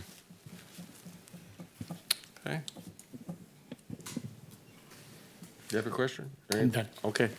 I see our SCORE manager and assistant managers here in the audience. I might ask you to come up and tell us an experience that you had with the recent new construction of the inflow pump station and what was predicted cost and what you end up spending on that, and then maybe a little information on the Ruddy Creek pump station that's coming forward. Yes, Mr. Mayor. Thank you for having me. Hit your button there, Sorry. just push that. I Good, see. you're on. Thank you, sir. Glenn? Thank you, Mr. Mayor. Thank you, council, for having me. Yeah, so we just now got completed with a new influent pump station. We received $3.8 million in grant funding. At the time of the design was done, the project was supposed to cost $3.8 million. The board asked former manager Scott Coach to go ahead and try to find some free money. By the time the free money came in, the project had gone up to $7 million. SCORE still came out of its pocket $3.5 million. So pushing this stuff off, never a good thing. It's what cost a lot today will cost twice as much tomorrow. I've learned that in my 3 years at SCORE as the manager. It's just cost has gone crazy just since I've been the manager there. So to speak to what your other projects we're doing, the city's partnering with us in Ruddy Creek Pump Station that serves the airport district. That also serves chunk of Thermalito Water Sewer District. We're going to build a new one there. We also have capital improvements at the plant going on. We have a current project right now that's going to be around a $12 million project. We received $10.3 million in grant funding for that. We've also received another $2 million in grant funding for a separate phase of the upgrade project from Congressman LaMalfa's office. So our increase, as Brian said, or Mr. Ring said, we do not take this lightly at all. We understand everything is going up in the community. But with that being said, everything is going up for us as well. I mean, we got to pay more money for every single thing. Just my PG&E bill last year, and we have a 500 kilowatt solar system out there. My PG&E bill went from $340,000 to $500,000 from last year to this year, and we use less power. So, we've come in and put in nothing but energy efficient equipment as we've gone here. I mean, this is the community's money. We understand that. We don't take that lightly. We watch every dollar that goes. And if we can continue to get free money, which we are trying, just because the council passes a rate increase doesn't mean that they, at the time when it comes up scheduled, that they need to enact that rate increase. If we were to score $20 million, for the plant upgrade, and which we are in the process of applying for, we would, my recommendation would be to my board is, hey, we can hold off on our annual increase this year. We don't need it. I can't say that that'll happen. I mean, I'm hopeful that that'll happen. But as far as SCORE is concerned, I can't speak. Fred made a good case for his increase. I can't speak to his. I can speak to ours. It's desperately needed. When I got to SCORE 12 years ago, the rate was $8.50. I believe Councilwoman Councilwoman Goodson was on the council or board at that time, and we had to do a rate increase then, and it was not a big one, but it's done wonders for our bank account, and it will save this community money it's just less that we have to borrow, and hopefully we have to borrow none. My goal is not to borrow any. That's one of the reasons why we went after this rate increase. A giant loan at the wastewater plant could put this community in debt for ever, because the next time an upgrade you would need to take another loan, because you're not saving money for an upgrade, you're paying debt service. So we looked at that in this rate survey too, as we really are hoping to not have to pull the trigger on these and not have to pull the trigger on any loans. But we have state regulations that we have to meet as well, and then we're a defender of that river, and we have to keep that thing pristine so that the Oroville stays what Oroville is. Thank you, Glenn. Councilman Thompson has a question. Thank you. Yeah, we've been waiting for this study to be done. And just like the consultant says, the rate study comes back as far as making it equal with what it costs to manage our sewer waste to the fee schedule. So just is one of those necessary evils. So I'm in favor of the rate study or the cost of doing increase. business. And I would invite anybody, and SCORE is an open door. Anybody that has ideas on how I can save money, I am open to listen. I truly am. I have no problem with taking criticism or advice from anybody that knows more than me. So anybody that would be willing to help me out, I'll take your advice. But I think we're doing a pretty good job of keeping those costs as low as we possibly can. Thank you. Thank you, Glenn. Appreciate that. Yeah, and if I could just reiterate, I want to drive one point home that the consultant mentioned that was doing the rate study. Prop 218 is intended to be a break even. You cannot make any money. I know some taxes get put into the general fund, and you can tax more than what the cost of providing the services. This is not a tax. It is intended to just look at what is the service you want to provide, and then let's set the rate at that level so that over the years you'll collect that rate. I suspect, this is just my hunch, I suspect that this is probably a little skinny, to be honest with you. Given the increase that we've seen over the last 4 to 5 years in construction costs and project costs, I think that's going to continue. And I suspect that you'll find this is probably a little bit light. I hope I'm wrong. I hope I'm wildly wrong. But if that's the case, you don't have to implement those cost increases. You can then hold back on them if you don't have it coming. So You're not wrong. That's the intent of Prop 218 is to keep things just the status quo. What is it going to cost in the future? Set that level. And again, if costs are below that, then you don't have to do anything. You don't have to, add those annual cost increases in. You're okay not doing it. So that's the intent. Thompson's up. Yeah, thank you. Just one added thing, and just the same beat as far as our roads go with the addition of our amazing Public Works Director, Mr. Mayo, that before him coming here, there's been quite a bit of deferred stuff. So I imagine that this will be fully consumed with, Yeah. as busy as they are. That's true. Thank you. Ready All to right. move, make a motion. Any other discussion? I entertain a motion on this public hearing I item. move that we adopt the proposed wastewater rate increases. A second? Call the roll, please.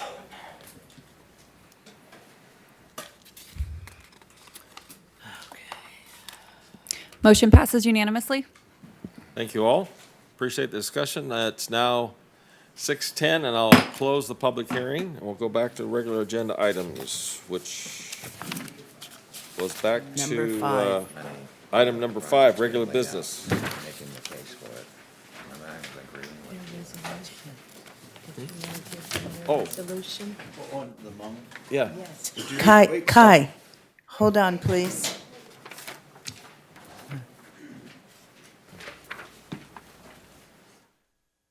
We did it before. We did it before you came. Yes, so sorry. Thank but you that for is the coming. wisdom. And Thank thank you so much for your service. Thank you. Thank you all. All right, where was I? Item number 5, employment contract with Alyssa Stutzford, Assistant Director, Public Works.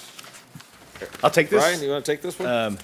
Yeah, I'm happy to say we had a successful recruitment for the Assistant Director of Public Works / City Engineer. We extended an offer to Alyssa. Alyssa, I think the council is very familiar with Alyssa. She has extensive experience, most recent years working for Department of Water Resources in engineering capacity. She's local. She's really excited to be working for the city that she lives in, and we're just thrilled to have her. So the agreement is a 3-year agreement with an initial salary of $151,602, and the start date would be June 17th. And All right, not sure if Fred is welcome. Alyssa, if you're more than welcome to. No pressure. No pressure. Welcome, Melissa, welcome. Yes, yes. Good to have you back.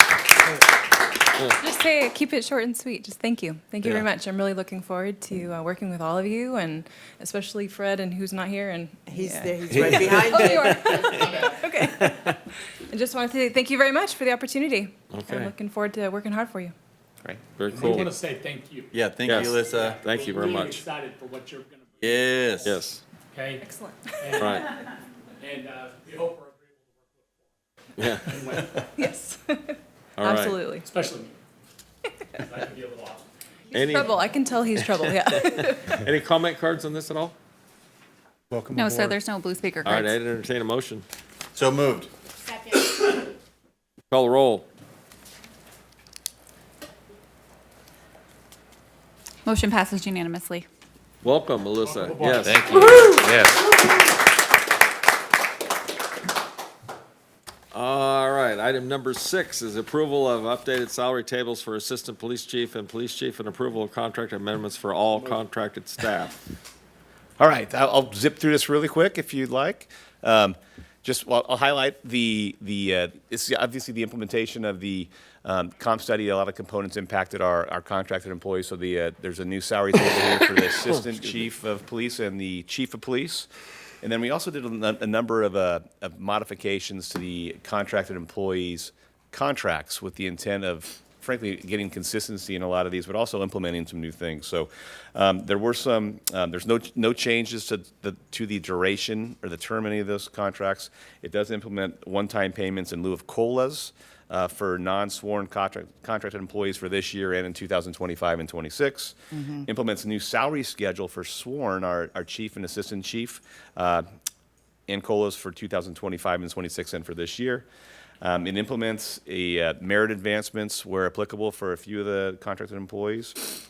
Well, also, we implemented a vacation cap. There wasn't previously Yes. cap language in there, and as Ruth mentioned earlier, sometimes if you don't have a cap, it could really build up an unfunded liability. So we do implement a cap in these contracts.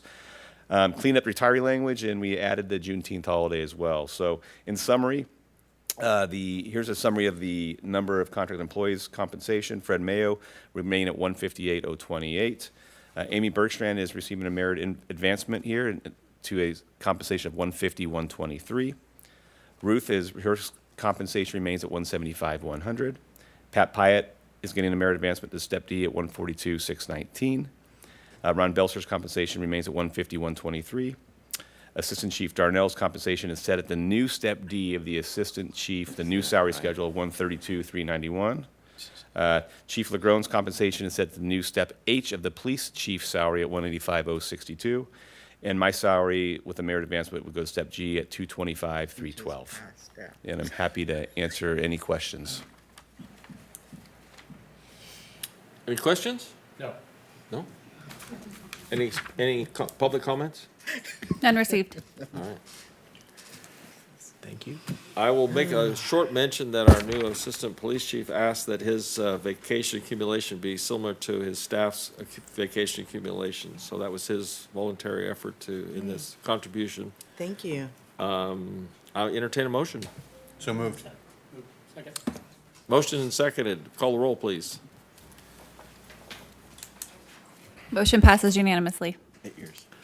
Item number 7 is the Convention Center project update and potential additional construction opportunities due to significant project cost savings? Savings? Is that a new word? How about that? Excuse me. We had, early on in the project, reviewing the items that were slated to be done, I removed painting the ceiling. That saved about $11,000.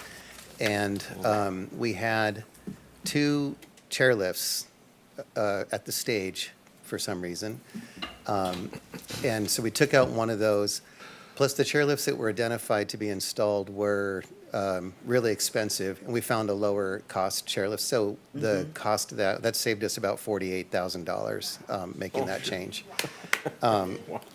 We also, there was to be in the scope of work was painting cabinets in the gym, like the workout room gym area. And that was $28,000. So that seemed high. So we cut that out. We're going to have them stained. The contract had started already. They took all the hardware off and they'd started to sand and prepare it for painting. But we cut that out, and they're going to stain that. I don't have a cost for that yet, but they're estimating it's going to be about $6,000. So it saves us about $14,000, something like that. Wait, no, $18,000. $22,000. Saves us a lot of money. Okay. So the total that we have still in the project right now is $157,000 roughly. There are still a couple costs that have to be negotiated out, so that number is that's not a hard savings, but that includes the contingency that was originally put into the project. We did have some additions that were added to or money that was added to the project. We talked about that a little bit earlier. There was a wall on the ladies' room side, the north side of the stage, that had been at some point cut. A stairway was put in. It's not in the as-built. It doesn't exist on paper anywhere. And when they were tearing that wall down, because it's part of what was being done to make space for ADA access back into the dressing room and the bathrooms and all that. That's when they discovered this stairway that had been added in, but then removed, all without any paperwork or any drawings for it. So this was completely unknown. When they added it back in, they had cut the rafters that went across over the top, so they were just hanging on the wall by about 1 inch. And so there was nothing really carrying the weight of the ceiling over the bathrooms to the other side of the wall. So all of that, we had to re-engineer that and figure that out. So we did a change order for that. And then when they were when they were preparing to put the footings in for the structure that went out in front, I don't know if you've seen that or not yet, but the metal structure out front, the footings had been designed for this structure, but as they cut open, they found out that there was another footing down in there that they didn't know what it was, and they didn't know what it was for. Again, there's no roadmap to what this was, but it was in the way of putting the footing in that was needed. So then what do you do about that? That took a little while to engineer because they had to, do we cut the whole thing out? We don't know how far it went. So they ended up drilling into it, kind of testing that way to see what it is. And then the fix was to drill in there an epoxy and some steel so that we actually sort of incorporated that into the footing that we were using. So now that footing for that metal is probably 3 times what's needed for that extra structure. So all in all, we've saved a lot of money. What I'm asking tonight is if you would like to continue on with the project. So the project has gone on a little bit long. There was these different things that came up that sort of slowed the project down. And then there were some lead times that were, provided some constraints. If we continue the project on using the money that we have left over, we can update the bathrooms that are in the front. So we can remodel those bathrooms up in the front and then remodel the ticket booth that's right up in front. So Ron here has told me a few times that in his memory, he's never seen that ticket booth used. So we could also remove the ticket booth entirely, but having the ticket booth might be a nice addition. Either we remove it or we update it so that it matches the remodel that's happened all up there in the front. And then the bathrooms would be nice too. I know that 3 of you saw the bathrooms last Friday, or was it Thursday night? Last Thursday night. They really came out beautifully. The work that they've been doing has been pretty fantastic. Experts in the Home has really done a nice job over there. So I don't have a specific money request, but because everything still fits within the budget of what was provided for the project, there should be still some money left over at the end of it if we do end up going forward. I'm just asking if the council wants to spend this additional time to remodel those bathrooms, or would you just like to have the money returned back to the general fund? Oh, Councilman Goodson's on cue.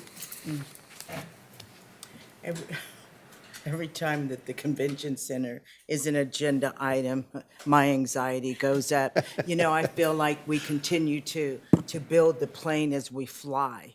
And it actually reminds me of Hearst Castle. It took approximately 28 years to build.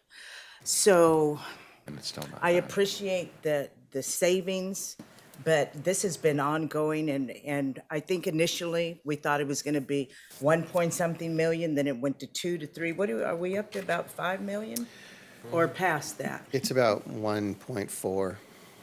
Overall, even before Yeah. you. So I just want to know, when do we, and we all fall down? Like game over. Sunset date. Are you asking like when they'll be done if we do? It's really a high, it's a rhetorical question. I'm sorry. No, the idea here was to give the council an update. I know Pat and I have been Right. talking about it, and I know there's a lot of eyes looking at that. And again, I think it's taken a little longer than we would like. However, they have done outstanding work. So with the savings, we figured, the ticket booth is kind of, we've had internal discussions about that. Is it necessary? Do we do something with that? But the bathrooms up front with the savings, we could make those nicer if the council so desired. If there's not, we can, again, as Pat said, we can just turn the money back over to the general fund and call it a day. I do think the ticket booth would be a good thing to have done because we're replacing all the glazing up in the front. We've got new tile, it's new walls all up front, and the ticket booth does really look sort of outdated and like it was built. It would be nice to update that ticket booth. I'd have to agree with Mr. Belser that all that ticket booth is a storage unit. Yeah, and so we could just remove the ticket booth. We had discussions about, do we need it any longer?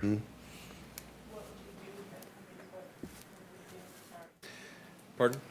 Oh, I'm sorry, Vice Mayor Smith. Yeah.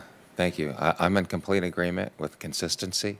I think the front bathrooms should have probably been included originally so that they match the rear, and so you have, continuity throughout the structure. And I was going to comment on the ticket booth. I've used that facility quite a bit, been into a ton of events. I have never seen, it's a storage, and it is totally dated. I think probably best is to just, open up and get some extra space in the overall facility. I've just never seen it used other than put stuff in. Yeah. Okay. Councilman Thompson. Thank you. I appreciate all the work for sure for the convention center. For me, it's a really important project for our community. Almost, gosh, the city uses it, the schools use it, nonprofits use it. I mean, the businesses use it. We have so many events that are there. It is such a focal point for our community. So for me, it's kind of it represents, people come from out of town for the different conventions that are there. It really does represent our city. And there's a lot more that we've talked about over the years that I'm in favor of continuing on, including there's a front wall section that was built later in front of those windows. That's kind of, you can see it's different brick. Removing that, putting a rail there so you can actually see through it to the building. And as far as removing the fountain, having the stairs go all the way up, because that just looks like random by itself. Fixing the stairs, everything outside, there's some stuff that's out of level. And in regards to the ticket booth, my only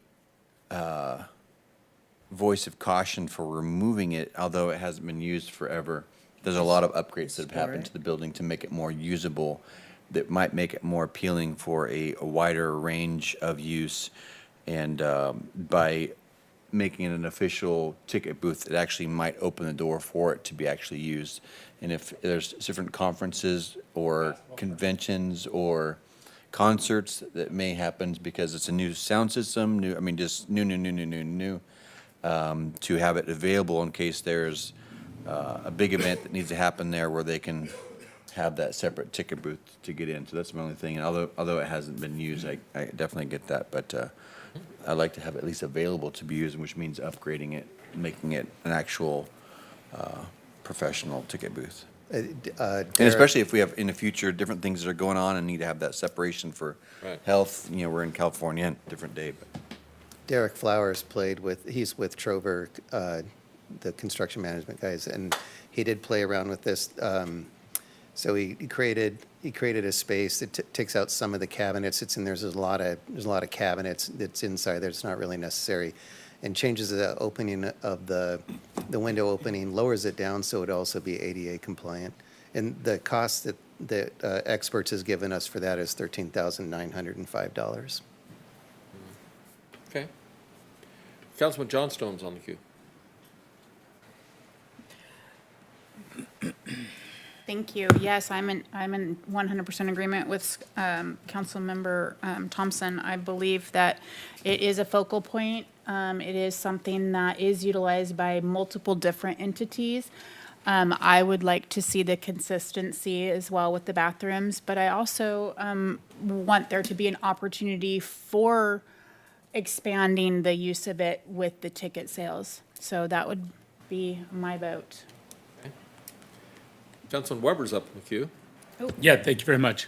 I echo the sentiments of Councilmember Thompson as well. I think continuity in the way it looks is important. And we just had a conversation prior to this item when we were talking about like potential costs that could be incurred if we don't look into the future. I think that if we're doing all this work while we're at it, we may as well rebuild the remaining bathrooms, because it'd be a shame if 2 years from now we had a cataclysmic failure due to some unforeseen thing that's underneath the current floors. And believe me, I've installed floors my entire life, and the floor could look beautiful and you remove it and there is a nightmare underneath it. Okay, so I think that I think we've gone this far. The previous council made commitments, and this council is seeing those commitments through. And this is a marquee fixture in our city, and I think it would be worth taking that investment and taking it all the way, driving it home. Okay. Thanks, sir. Vice Mayor Smith is on the queue. Yeah, thank you, Mr. Mayor. I had to update my comment. So if that ticket booth is updated and it's lowered, and 13,000, that sounds like a bargain. So if it was widened and it was actually a functional, I could see a value in that. And plus, I was sitting here processing, you know how many times I've stored stuff in there? And I'd lose my storage. So for pre-event storage, when I'm setting up for Salmon Festival, I've put more stuff in there you can shake a stick at. So I'm sitting here thinking about, can we take that away? I'm going to lose that storage room. Sorry, Ron. Man, that's rough. So, but making it functional would be great. And then just a question. So where are we at with that whole fountain, updating the steps and the ADA and the wheelchair accessibility? That's all that's all with the exterior work on the building. So it's in the grinder. Right, I mean, there's, Melton's done a really nice concept for that, where the fountain is removed and that spot ends up being kind of like a landing. There's a ramp and a stairway, and then it ends up kind of being a gathering space with different sort of spots on the way up. But I think we have to look for grant funds for that. Okay. I want to make clear too, because I wasn't sure if you, in what you had just said, the booth would not be the footprint won't change on the booth. It's like the window. Yeah, the So window. you have like a roll-up Yeah. door for it and all that, and then it's lowered for, like you say, ADA Yeah, compliancy. Because right now, it's just so impractical. That's Yeah. part of the reason why it's not used. That's right. It's too small, the window, yeah. Okay. Got clarity there? Do you want to make a motion for direction, or are we good? So it sounds like I think we we're are. just looking for consensus, aren't we? We're not yeah, looking for right. Yeah, so detail. redo the ticket booth, do the bathrooms with the savings we have. Yeah. There's no appropriation of money. It's all within the original Yep. budget. Yeah, So it's not just, asking for we'd refunds. save so much money, we can do these Okay. things. Thank you. Thank you, good job. And Mr. Mayor, can we, Yes. our consultant for the master fee schedule has to depart to another meeting. Can we jump Okay. to that item next? Sure. We'll move up to item number 9, the master fee schedule update. Good evening again. So this is an update of our master fee schedule. So last February, we did a major revision because it had been quite a few years since we have. So we have made a commitment to do this every year so that all the departments can get involved, and they work with our consultant, and he bases this off of their conversations and off of actual costs. So he has a quick presentation for you tonight, and let you know if you have any questions. Very good. Good evening, Mayor and members of the City Council. Thank you so much for allowing me to participate on this topic. My name is Terry Madsen. I'm here from ClearSource Financial Consulting. Can you all hear me okay? Yes, we can. Good. Okay. So I do have a brief as Ruth meant, as a sketch user and regulatory fees. These are common throughout the state of California. And the idea is that we use our tax dollars to provide services that provide broad community benefit. This is the general use of our resources. And generally, when we see a direct receiver of service, because we have regulatory requirements in order to review plans or conduct inspections, issue permits, and so forth, we try and find a direct recovery of that cost so that we can free up the general fund to provide broad community-wide benefits. So I'm going to be walking you through the proposed annual update of your user and regulatory fee schedule. And just as a reminder, this is not examining taxes. This is not examining utility rates. This is not examining assessments. This is examining periodic, discrete requests for service. So I'm going to share my screen. And you should see a PowerPoint in front of you. I'll be very brief. I know you've had a lot of items to consider on this agenda. So because these are fees, they are coming before the City Council, but the City Council has provided direction on how it wishes to maintain user and regulatory fees. So you maintain what we would call a schedule of user and regulatory fees. And last year, as Ruth mentioned, you performed a comprehensive study. You made significant adjustments to your fee schedule. And as a council, you directed that you wouldn't leave the schedule static for a long period of time. You're in an environment where you are facing inflationary pressures. You heard some of those talked about with insurance and service and supplies, electricity, utility costs, and so forth. So the idea was that you would adopt a fee schedule last year that was in effect for fiscal year 23-24, and then each year in between periodic studies, you would recalibrate the fees by the change in regional CPI. And so that's what's being brought before the council this evening, is showing you that staff is implementing your direction. And I talked about this briefly, but we do establish fees and adjust them in order to comply with California legal requirements that are outlined in the Constitution and the California Government Code. Encourage direct recovery of costs when we see a direct receiver of service. And then I think this final bullet point is important, that idea of when we recover our costs of service, it helps us continue to meet the service level expectation of our community. So those are the reasons Oroville and other cities in California perform these types of examinations and periodic adjustments. As mentioned, your fee schedule was adopted and in effect for fiscal year 23-24. That resolution adopting the current fee schedule directed or authorized annual updates to reflect the change in regional cost inflation. The change in regional cost inflation for your region for the most recent year is 3.67%. So for your fiscal year 24-25 fee schedule, the majority of fees in that schedule are proposed to increase by 3.67%. These are not adjustments to fees to enhance service levels. They're adjustments to fees to offset costs that the city is already incurring. So if we leave fees unchanged in an environment of sort of inflationary pressure, we don't actually maintain cost recovery levels, we degrade them. And so all we're trying to do is stay at a net neutral position from what the council directed last year. So this concludes my presentation. If you have any questions or feedback, I'm happy to receive them. Thank you so much.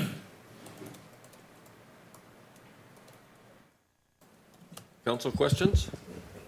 Maybe this is a good time to talk about the burn permit? Yeah, I was letting the council bring up any other items they wish to.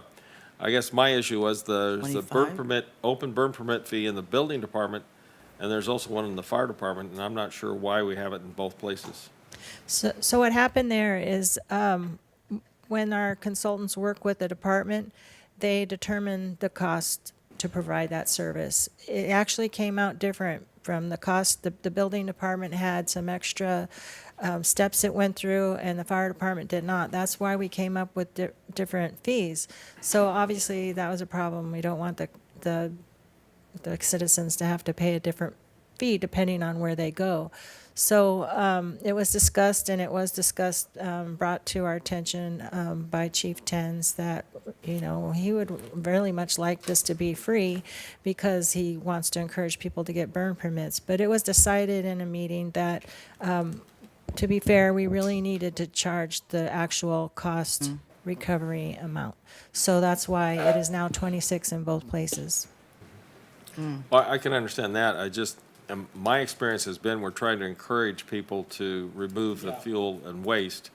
And the burn permit fee was more of a courtesy for the department, not a item to be compensated for. In fact, many departments actually don't charge a fee for burn permits because they're encouraging people to do so. I understand your perspective, and it seems very confusing to the public because the way I'm looking at it is you got one fee for another. They're proposing to adjust the fee up to the building department's fee of $26. You know, I go back to a fire permit used to cost $10, and that was it. And it was very simple, and they encouraged people to come in and get a permit, and they're good for a year, as I recall. And then any time that's available that they can get rid of that debris in their yards, and it's only burning of growth material from their property. It's not anything else. The other thing I've noticed too, because this caused me to take a look at a lot of burn permits all over the place, and one of the big issues is there's burn permits in many places that are available online. And the beauty of the online process is you go for online, and that doesn't require any staff to, be at the counter and present, during the working hours, but they can go online, and then they also get a video training them the actual issues of a burn permit, which when the firefighters issued the burn permit, they talked to people and told them what, questioned them about what their plans were and helping them find the best way to deliver that, permit process. So, I'm kind of interested, maybe we could go down that path.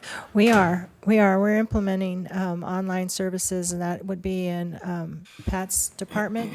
And I think their go live is August, but with all of that will be available to purchase online. That to me would be a great idea, because the other thing that I always remember is whenever you had burn permits issued and we had a high fire rate day, our staff assistant would actually make phone calls to all those permittees that are out there, reminding them not to conduct any burning operations. So that was another way for us to have feedback to go back and contact those permittees that were out there.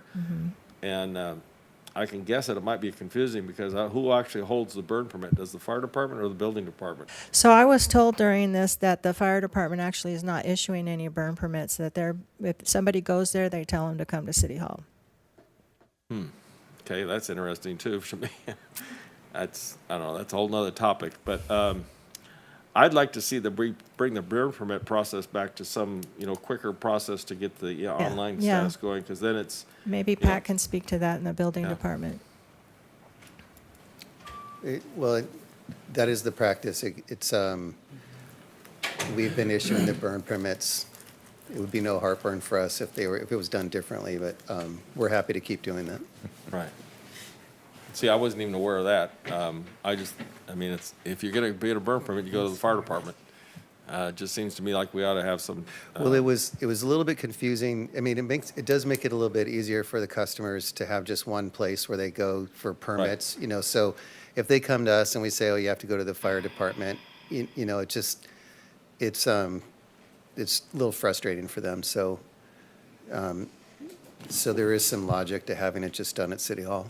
Well, I understand that too. Since we lost a staff assistant at the fire department, there's really nobody there to issue it if the firemen are gone. So that's another question that I have in my other questions going forward. So I guess my real thing is I'd like to see some updated process to be able to do the burn permits online, and also holding the cost down at a cheaper amount, because if it's online, there's really no public contact with the personnel, so we're not burning up, department time issuing a burn permit.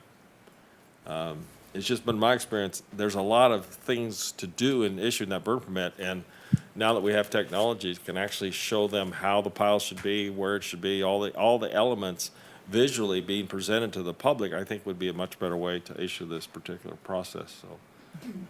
Vice Mayor Smith has a comment. Thank you, Mr. Mayor. Yeah, I have a burn permit hanging on my refrigerator because I'm on 1.5 acres and I have an orchard, and so I make use of that.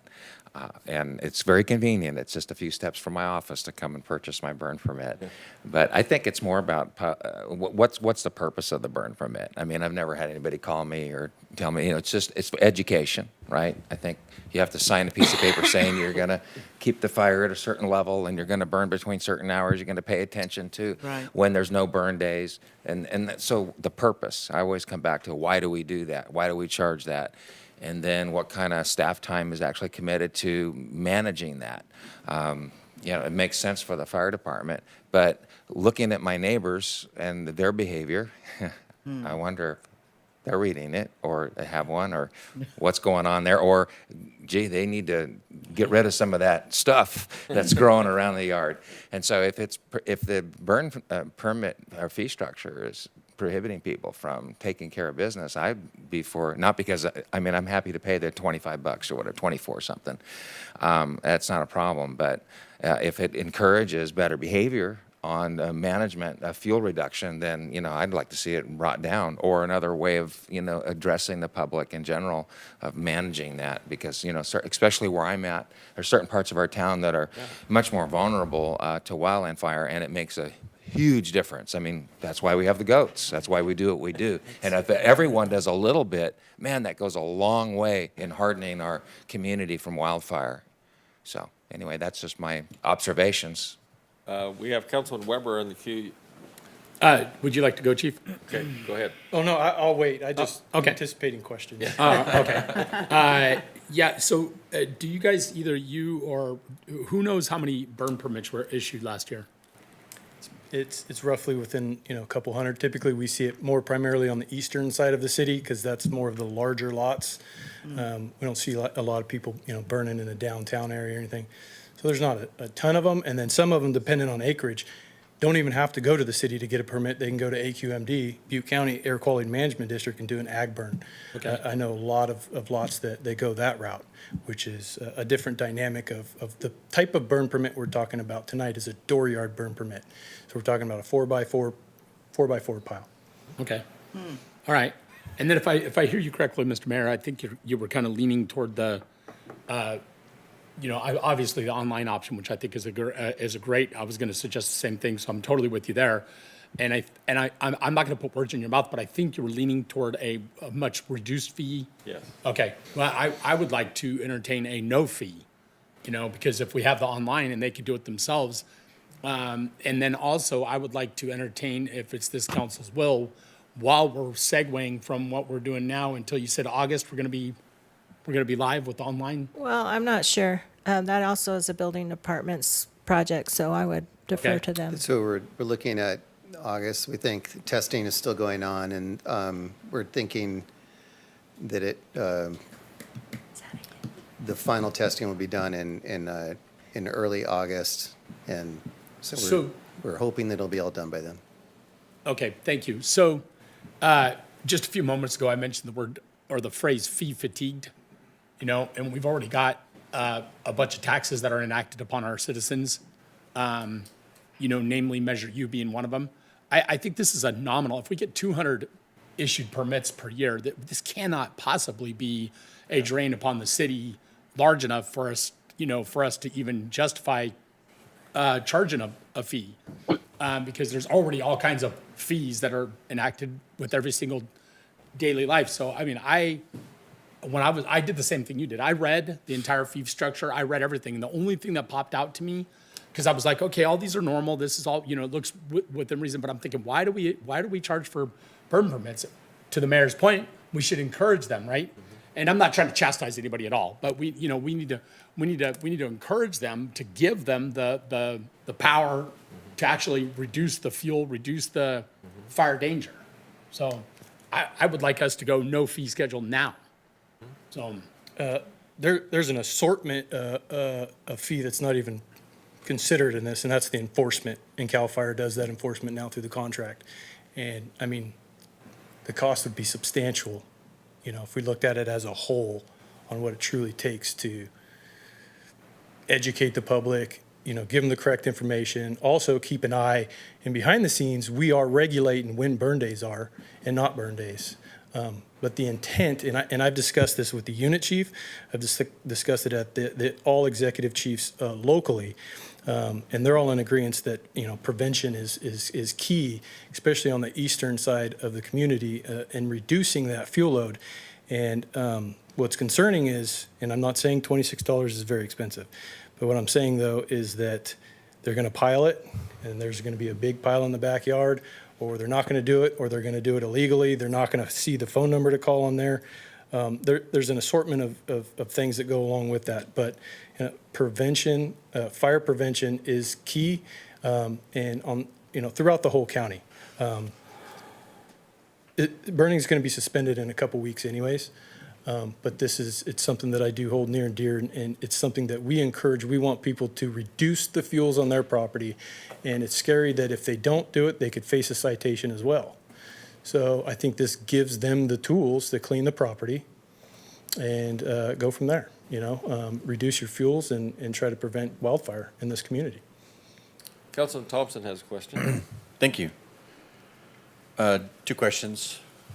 First question is, how often do we have problems with fire from permit holders? It's really not as high as you would think. I mean, right now, we're having control burns escape over the last few weeks, and we're still allowing burning because we want the burning. And we watch the fuel moistures. There's a lot that goes into determining on if it's a burn day or not. Wind, relative humidity, fuel moistures, all those things go in effect when we determine if it's a burn day or not. The reason why I asked that, I guess my assumption going into the question was probably not too often, kind of like No. your CCW carriers Yep. typically aren't your No, offenders. usually it's the people burning in barrels, burning trash and doing that, and that type of thing. Right. But typically, people that are reading the permits, making sure that it's a burn day, they've been educated properly on the subject, are usually not the offenders. And we typically don't go out there and hound them. It's more of an education for us. Hey, you burnt a little bit past 11 today and you weren't supposed to. Yeah, because I buy burn, since at my new house, I'm on the east side, have an acre, and I need a fee, or I need a burn permit every year to reduce the stuff around my property. The second question is, how much is the citation in case somebody burns without a permit? It could cost hundreds of thousands of dollars. They're liable. When you light the fire, you're liable. So if it escapes and burns properties, I mean, you could be liable for the cost of the aircraft, for everything, and face jail time. So, you know. What if put a somebody's number- just burning a pile in their backyard and it doesn't It catch dep- on fire? If they're burning a I mean, if pile- somebody burning a pile, it doesn't catch around the shrubbery Oh, around and it's on not a fire. burn day? Well, no, just, Well, that it's too. during the That burn too. time, but they're burning a burn pile and they don't have a burn permit. Is there a citation for, No, typically, we would notify AQMD, because there's two different enforcement procedures, and that's Air Quality Management District, and then there's, you know, now CAL FIRE, who can go in there and enforce it. The first citation is non-criminal, it's usually pretty cheap, doesn't cost a lot, but it's you know, could be a couple $100. I'm not sure exactly on the number, but I think the main thing is the liability and the cost that could be associated with and that's that. where I guess I come back to is, I'm gonna sneeze, hold on. The burn permit is cheaper. Excuse me. If you're burning the wrong way. If you're burning the Is, wrong way. I mean, the fee for me, and if it sounds like it's on the east side and people have an acre, they're probably not concerned with $25 for the fee anyway. Right. My assumption, at least for me, it's like, okay, whatever. I'm happy to be able to burn and that it's okay and that it's legal. I would be more in favor of if a person get, like the second time they're burning, if they're your neighbor and they're burning a pile in your backyard, they're not getting a fee, they're not getting a permit. That's where the fee would come into, like it's cheap to get a permit, but if you're gonna burn without it, then we're gonna come down on you because, you know, the education, everything as far as making sure everything's safe, and especially if they do it twice, there'd be a hefty fee or citation for people who burn without a permit. I think that if we're gonna reduce or remove, then definitely increase the penalties for not having the education, the permit, the communication, because I get a permit for, not just for be legal, but I feel that when I get a permit, I'm guessing there's some kind of a recognition from CAL FIRE or you know, our Oroville Fire Department that they're aware that there's a burn permit on my property. I'm guessing. You know, it's kind of like, hey, guys, I'm burning, you know, over here. So that's my assumption. I'm not sure if there's a communication with the fee office and you guys or not. There used to be. It used to go into RIMS when it was Oroville Police and Fire, and when we'd go out to an address, we'd have access to that permit. That service is no longer provided. Is there a plan for that to be changed or thoughts for that to be changed? It's something we could look into, but yeah, typically, you know, on a first offense, something pretty minor, we would probably just take their permit from them, or it would just be a simple education. But they're required to have it on hand, and if they don't, then they face a violation, just like if they weren't carrying the permit or didn't buy one. Could I for a second ask if anybody has a question for our consultant, because he has to jump on another meeting? Right. No? Yeah. Is it okay if he goes? Thank you, Terry. Thank you, sir. Appreciate it. No problem. And just to clarify, if you did decide you wanted to move forward with an exception, you would just direct staff to say, I'd like to adopt fees as proposed with this particular adjustment to the downward side or this particular exception. But if you decide to make a change, you would want to make it to the downward side, and it doesn't preclude you from moving this evening. Thank you, sir. Okay. Appreciate that. Thank you so much for your attention. Bye-bye. Vice Mayor Smith? Yeah, just for clarification, if you're in the county, you don't need to get a burn permit until you're past a certain date. Then you do. And then that fee is $10 for that permit? I don't believe there's any fee. It's still, Okay. it's still not a fee, it's just an acknowledgement. Yeah, You're you'd get sign- online, you'd watch a video similar to this discussion earlier, you'd watch the video, acknowledge that you understand the rules and regulations, and then they would email you a permit, and you would just go out on your property and. So I like that part of it because it's, you're acknowledging that you've taken a few minutes at least to understand your responsibility when you're lighting something on fire in your yard. I think that makes a ton of sense. Just common sense, right? Practicality. But as far as the fee, removing the fee, I mean, I could support that.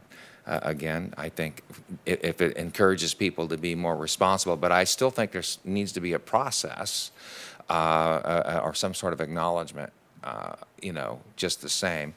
And then also, we need to fix that. You need to know who those fee holders are that have gone through those steps, or the permit holders. That's a disconnect. I think that's a problem. I'm not sure what the steps are to address that, and this may not be the proper time, or it's not agendized, but we need to probably look at that and get that correction. Any other comments? I see none. Questions? We don't have any cards on this item, do we? No, we do not, Mr. Mayor. All right. I'd entertain a motion. How about to bring it down to 10? Because I think having some skin in the game for your permit, I don't think there's going to be increase or decrease on permits based on $25. But I think some funds, just so that there's a weight of this is important. Yeah. My recommendation is just to not raise it. So after that council decision, but my recommendation to you, my professional opinion would be just don't raise it. I don't think it's too expensive. I don't, the amount isn't up to me. My recommendation is please don't raise it. I think it's important to have documentation of who is burning. Right. Otherwise, you're going to have, and especially in my district. And maybe I add that. You then- have opened up a can of. So maybe with the 25, maybe that can help go towards whatever the administration part is putting in RIMS. I don't know. Is it, I don't know how difficult it is to put those addresses in your system. I don't know if our staff has the capacity when they fill out a permit and give it out, if they can put that address in the system so that if, the neighbor calls and says, my neighbor's burning at such and such address, the police department or the fire department can quickly look and say they have a burn permit. Yeah, I'm not super familiar with our command center, but that's probably something that we could tackle and So get maybe into our just system. keeping it the same so that it helps cover some of the administration aspect of putting it in RIMS if we want it, which I think is important. I understand the point. I'll make a comment here, though. I kind of feel like Councilman Weber's pretty observant in this. I appreciate the professional recommendation, but in my experience of issuing, really probably hundreds and hundreds of burn permits over the years, they're always hesitant to get the burn permit because there's a fee, and it used to be $10.13, and it was terrible because we always had to figure out the chain for 13 cents, and that was just another thing of that. So I'm kind of go with Councilman Weber. Just make it down to zero. Encourage people to get the burn permits. I mean, I appreciate your point too, but I think if we get it down and then work on an internet online fee process that connects to everybody so that we can share that information, I think that's a good direction to go. So let me understand what you're saying. Councilman Weber's up. No, please. Yeah, go ahead. She was already talking, thank you. I'm so Yeah. sorry, I didn't even. No, I was, please go. Go. for clarification purposes, you're saying hold no one accountable to at least have it documented where there's a burn Oh. that day, and Yeah. all over the city. Right. And so you are carte blanche on anybody can burn No. at any time. No, How do just no you, fee. No, So there's it's just the fee. Just the fee is all I'm talking about, yeah, just the fee. The permit stays the same, the dooryard permit's the same. They have to get contact with air quality QMD on a burn day status and all the requirements before of. But then the online process also gives us a way to have an online connection to our fire services that may need to know if there's a permit there or not, because they're gonna get, there's smoke showing, they're gonna get a call in the fire department, go there. When they arrive, they wanna be able to have an easy access to know that the permit has been issued. That kind of process, yeah. So better follow-up, yeah. We can offer, online services at the city hall too. I mean, that's, we can go both ways. Majority rules. Yeah. Go ahead. Thank you. So this is not something that has anything to do with this, but just as a curiosity, I know that we're looking into different app-based platforms for the city to work. Maybe this might be a push-pull notification item that we could put on there, perhaps? You know, maybe even get the permit through that thing, because I know that you introduced, what is it, 211? Yep. Yeah. That was a top. So maybe that might be something we could incorporate what we're talking about and too, maybe how we could. An online basis that can simply, they can get their permit over their cell phone. Yeah, exactly. Because most people have cell phone access, so that would be a nice way to, what's the term to have your application be mobile friendly? Is that the term, that you don't want to be internet's required, but mobile friendly with your application, so. Okay. So do I hear a motion? Oh, Vice Mayor Smith is back in the queue. Yeah, I think with the fee, I think we're not just dealing with a fire fee, I think we're dealing with all the city permits and fees. It would be an all-encompassing software platform. So it's more than just, I think, handling this one particular fee, if I understand that correctly, as to what we're looking at down the line. I'm a little conflicted on, I like the idea of lowering it. I like the idea of, but there's a hard cost to the city and the management, and just having it zeroed out. Me too. You know, I'm not so sure. Not so. It's more of just that responsibility of coming in, getting that application, signing it, acknowledging that, you know, my actions can, you know, lead to something bad happening if I'm not responsible. And I just like to have a little bit of skin in the game, if you will. Not so much because we're making money. We're not making any money. It's costing us money probably to manage this at the end of the day. Even well, at so I'm thinking like a $10 fee, banging it back to what it once was, even $10. So there's no change involved. Something along those lines, I think, would be appropriate. And I think most of the people that have been responsible getting their permits would probably appreciate that, and perhaps it'll encourage a few others to, you know, engage in that permit. process. And then if I was listening to this council meeting tonight, my takeaway would be, gosh, they're not even enforcing those of us who aren't. There's really no process there. Yeah. If I was kind of reading between the lines, which is concerning with this conversation. So I think we do need to have a follow-up agenda-sized item on how we get the worlds to communicate. But are we ready to make a motion? Go for I'd it, like sir. to make a motion that we accept the master fee schedule with the change to reducing the fire permit fee to $10. I second. Can I, The motion second, call the roll, please. Mr. Mayor, Oh, yes. before we do that? Yeah. Two things. One, I know Mr. Belser wanted to make a comment, and then I want to make one about the motion Go as ahead, well. sorry. So I've got an idea on that one that I think you Okay. might like, but Okay. So just to clarify, when someone comes in and gets a burn permit, that information's entered into our Track It system. Yes, it You can go to is. the report systems under Track It. You can look for 2024, you can look in a month, you can look in a week, and it'll tell you the location of the burn permit, how many burn permits were purchased. So it's not like it's not documented, we Right, don't know. right. Code enforcement gets ongoing calls about burning. Right. We'll go out and check as well. If we need to bring CAL FIRE along, we ask them to go as well. All right, So the thank you, first sir. thing we do is we go to the system, does that address have a burn permit? It'll tell us. Appreciate that So information. it's just a matter of communicating that file or that Excel spreadsheet or whatever, track it over to the fire department. They have And then access they'll to have that. it, or they have access. That's great. the other thing I would mention to you is, again, you want to encourage people to get the burn permits. What I would suggest is, what this is demonstrating is, among all the fees, I finally got to the burn permit fee, and it is proposed at $26, which is what the actual cost is to provide the service. What I would suggest is, for individuals who, and I don't want to change your motion, but I might recommend a change, that for individuals who get a burn permit, it's $10. for those who don't get a burn permit and get cited and then come back in and get a burn permit, they pay the actual cost of the fee. Does that make sense? Yeah, that's a good idea. Yeah. Because what you're saying is you want to encourage compliance. Right. You're giving them an exception or a discount to come in and get it. Okay.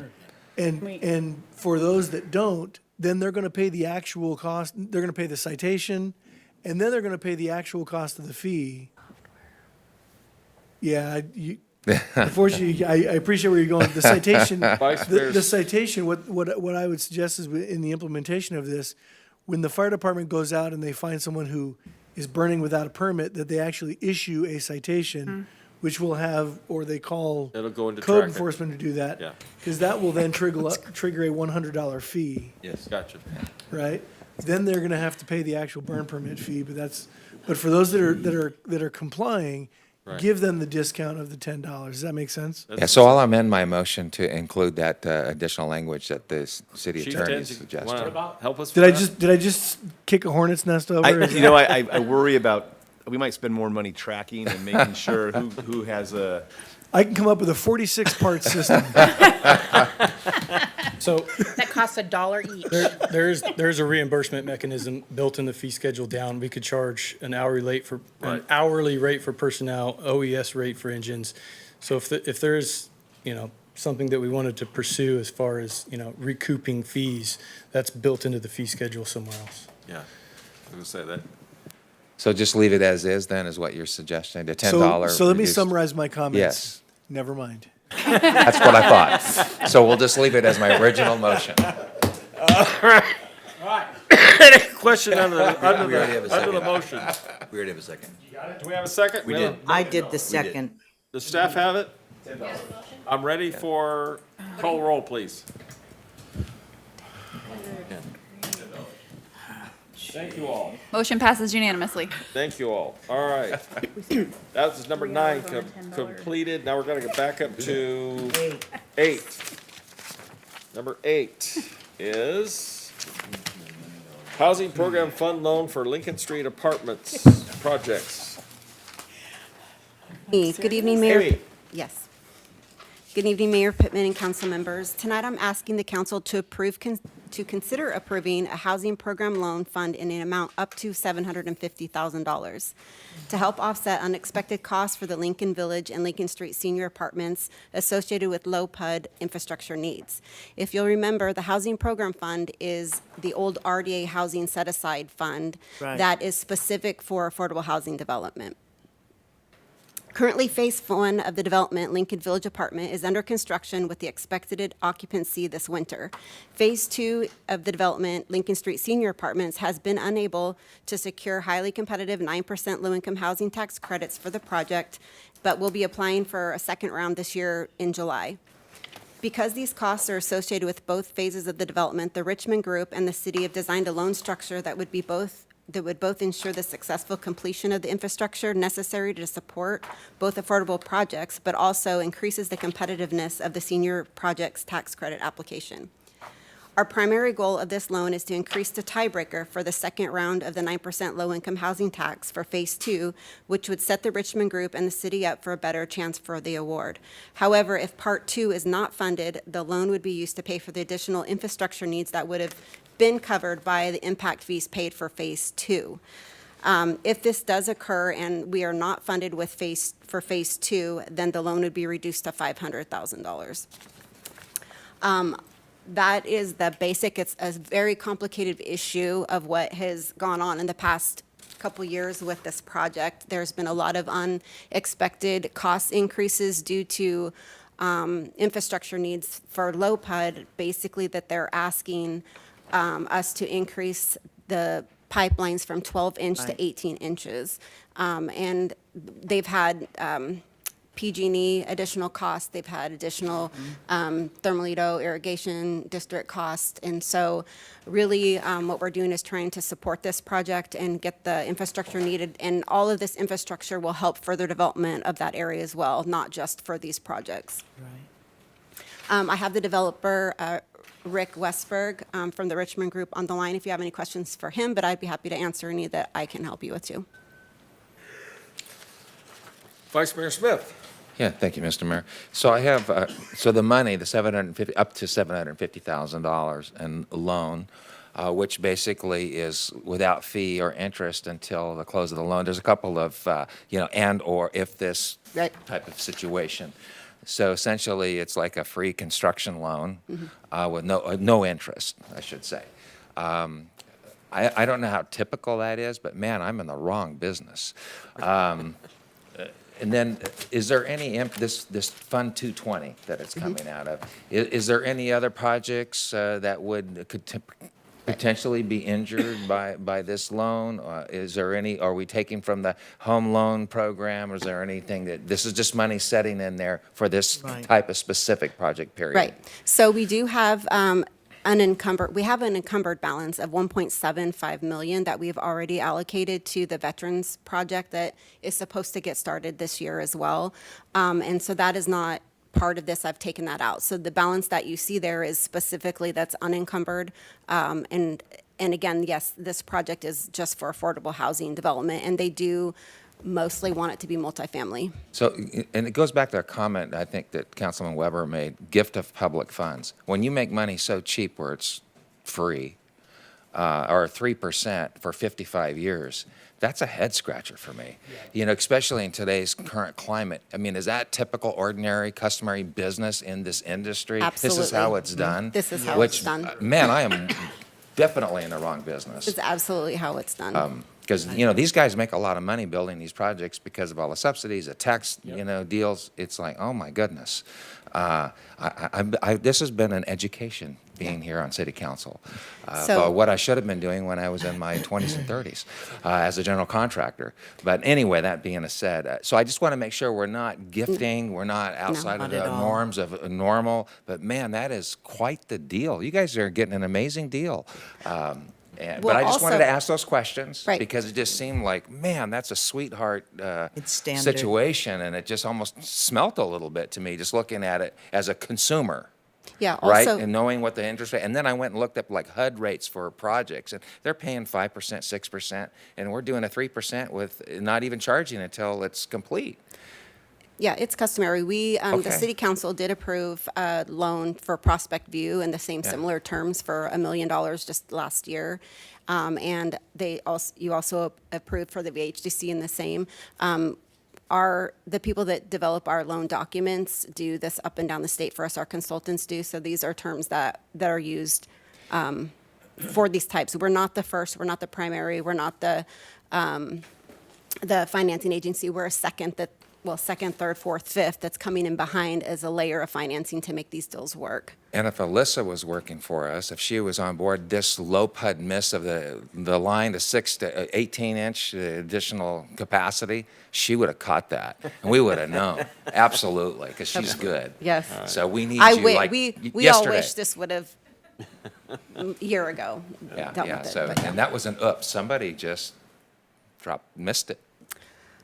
I also think, Low PUD has not had development out there in a long time, so they've been very helpful working with us through all of this. It has been a lot Yeah. to go through, and, they haven't had to consider such development out there for a long time. So they just weren't at a position where that was on their, the front of them to get Sure. these No, yeah, increased, so. And we all, everyone is, challenging COVID. I'm sure had an impact on staffing and on and on and on. But anyway, it's just amazing to me, a project that size, to miss something that egregious is a little like, wow, okay, because we didn't have Alyssa. So, but anyway, that being said, I'm done. Thank you. Councilman Johnstone has a call. Thank you so much, and I don't even know if this is probably the time to bring this up or not, but I'm going back to the low-income tax credit that we're offering these developers. I mean, we're gonna run into the same problem that we ran into with the senior apartments and such. So I don't know. I don't even know. Maybe you and I, Amy, can have a conversation about this at another time. But I mean, you just discussed that this was going to be for family housing opportunities, right? And so we need to make sure that these management. I know we're talking about the development of it right now, but when the management of this comes into play, we need to mandate, or somebody needs to mandate, that there's very clear instructions to the renters of these family apartments of what they're getting into, that it's not necessarily going to be a great opportunity for them, you know, as rates increase, right? So I don't know if there's a stipulation that we can put in. I don't know if this is even a conversation that we should be having as far as this particular item right now, but. We can talk about that. Rick is on the line, and I've had this discussion with him because I let him know of the issues that we were having with the other developments. And so he's very well aware, and I don't think he would have any problem asking their property manager, owner, that we make, I don't know if there's a checklist or something that they can do to ensure that this topic has been covered. But one thing I do want to bring is that these are great opportunities for many of our families because they are still considered affordable rents. They may not be affordable for everybody, 100%, that is true on the low. But to say that, I mean, they have to expect that there's going to be some rental increases, and the majority of the increases happen because of the market is increasing and everything is increasing for them, and they're also trying to cover their fees that have been increased. So I don't know, Rick, if you want to comment, but I think that we definitely can try to work something in with the property managers to ensure that we know that the whole process being explained of when their rent could when it can increase and why it's going to increase, and that it's completely legal for it to increase. And I agree with you. This is great for, for the everyone except for the really low income. But my concern is they're not educated on what can happen. They're thinking that this is just a great opportunity. I'm finally getting into a nice place. I'm a senior, I'm on fixed income. Yes, of course, I'm going to sign that 300-page lease agreement, right? But they're not being educated on exactly what it is that can happen, the increases, how it is legal, all that. So I just want to make sure that we're fully educating them. And I agree, and I don't want to say that hasn't happened. I do know that in situations when people are signing a lot of documents, I've been in the situation many times doing city loans. You go over every detail with them, such as you will be required to pay principal back but not interest in our first-time homebuyer loans, but almost everybody thinks that they don't have to pay anything back at some point. So it doesn't, I just want to say that it's not necessarily that maybe they didn't discuss it, that it's overwhelming process for a lot of people and things do get forgotten. I 100% believe that. But Rick, I don't know if you want to just touch on that for us. Sure. Mayor, Vice Mayor, esteemed council, thank you for the opportunity. I'm under the weather here tonight, so forgive me. We are hiring, so I'm joking around about this being such a great business. It's pretty difficult, and a lot of our fees are restricted. These monies that we're using to build the project are not monies that go directly to us. I mean, they're funding the project, and then we're working with the city as our partner to provide for repayment of those over time. So it's sort of an industry standard. That's true, and I'll agree. The rents are regulated, and we've seen this up and down our portfolio, really across the country, just with the inflation that we've experienced and the way that HUD increases the rents every year. It's been a sticky wicket because I heard earlier about your insurance costs going up 10% a year. We've been having the same problems with our operating expenses. And so in one sense, we really need to stay up with inflation on the rents. And of course, we're running into the same problems that, you're seeing. So in various cities, we've adopted similar things where we have a FAQ that we review with the tenants when they're signing their leases, and in other cities we've adopted a methodology upon an annual lease review to kind of go over, perhaps what the CPI increase was, to provide context. So we're happy to coordinate with staff and come up with a plan for that. Yeah, I would definitely like to see that happen, and I am sure it's something that is mentioned along with the multiple pages of things that these oftentimes elderly, oftentimes maybe not as up or as educated on rental and lease agreement families that are moving into these residences. So we definitely need to make sure that there's a distinct education and understanding of, their rents could potentially, based upon utilities increases and, cost of living increases, that their rents could increase more than the 10% and more than twice a year based upon this information.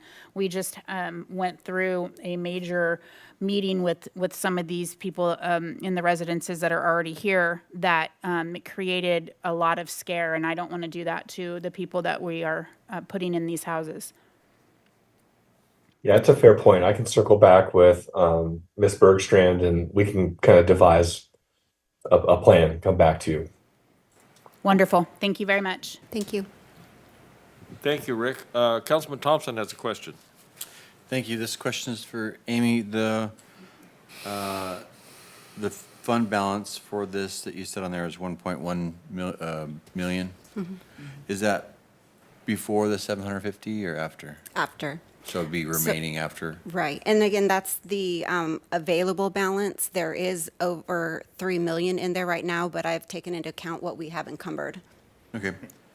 That's fine. My only other comment in regards to this whole topic with, I am all in favor. I think, especially when you're dealing with elderly and low-income housing for working-class families, absolutely in favor of that. That said, I know that we've already said it from this council that we've hit our quota for the low-income development within our town.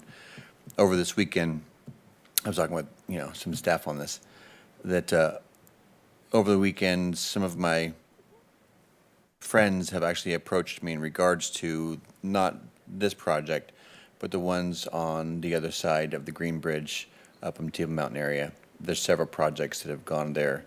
So I'm not pointing the finger at anyone specifically, but a couple of my friends who live over there have mentioned to me the, I wouldn't say increase, but it's a drastic increase of people trespassing onto their property, people breaking in or trying to break into their house, people getting caught late at night, perusing on the property looking for stuff. It has drastically increased since these developments have come in town. I'm not sure if the police department has anything to say whether they confirm or deny the increase of crime in that area. But I know we've mentioned before from this council, and I'll just say it again, I think we're good with the low-income housing for a while.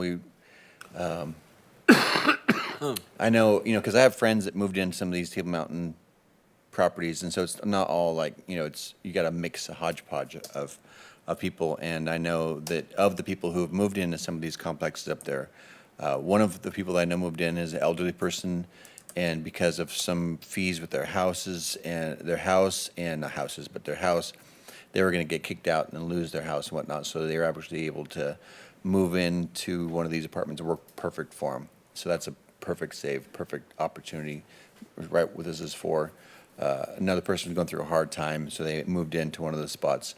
That's perfect, for this. So it's not saying that we don't need or have the use for low-income housing, but we definitely want to do what we can to incentivize your market rate housing in our town.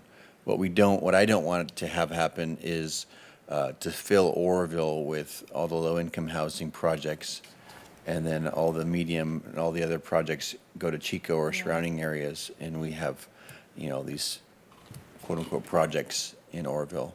We want to serve what we can, but other areas need to do their part and not just Oroville having those. So just as a side question for the police or code enforcement, whoever wants to ask this question, if you've seen an increase of calls or crime around these certain projects within our community. Sir, I don't have those facts in front of me right now, but I'll get back to you this week. Okay, thanks. That's all I have to say. Thanks, sir. I want to just tag on to what Vice Mayor Smith was talking about, the funding of these projects. It is also very highly competitive, which this council needs to understand that by us helping this particular project, the competitive, it really adds this particular project into that competitive process, because some of these just don't get funded.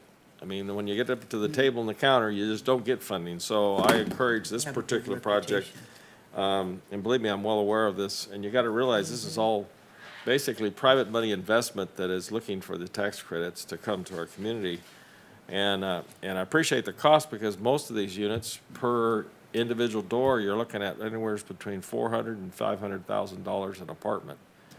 And that's the cost that everybody's having to bear right now. So at the end of the day, I certainly hear Councilman Johnstone's call about, having good identity of to what the rent's going to be and whatnot. And I certainly, they shouldn't be able to, change the rent other than the need that's in place. And but at the end of the day, they're going to have some nice apartments and nice projects for our folks that live in this community. And we'll see more coming about.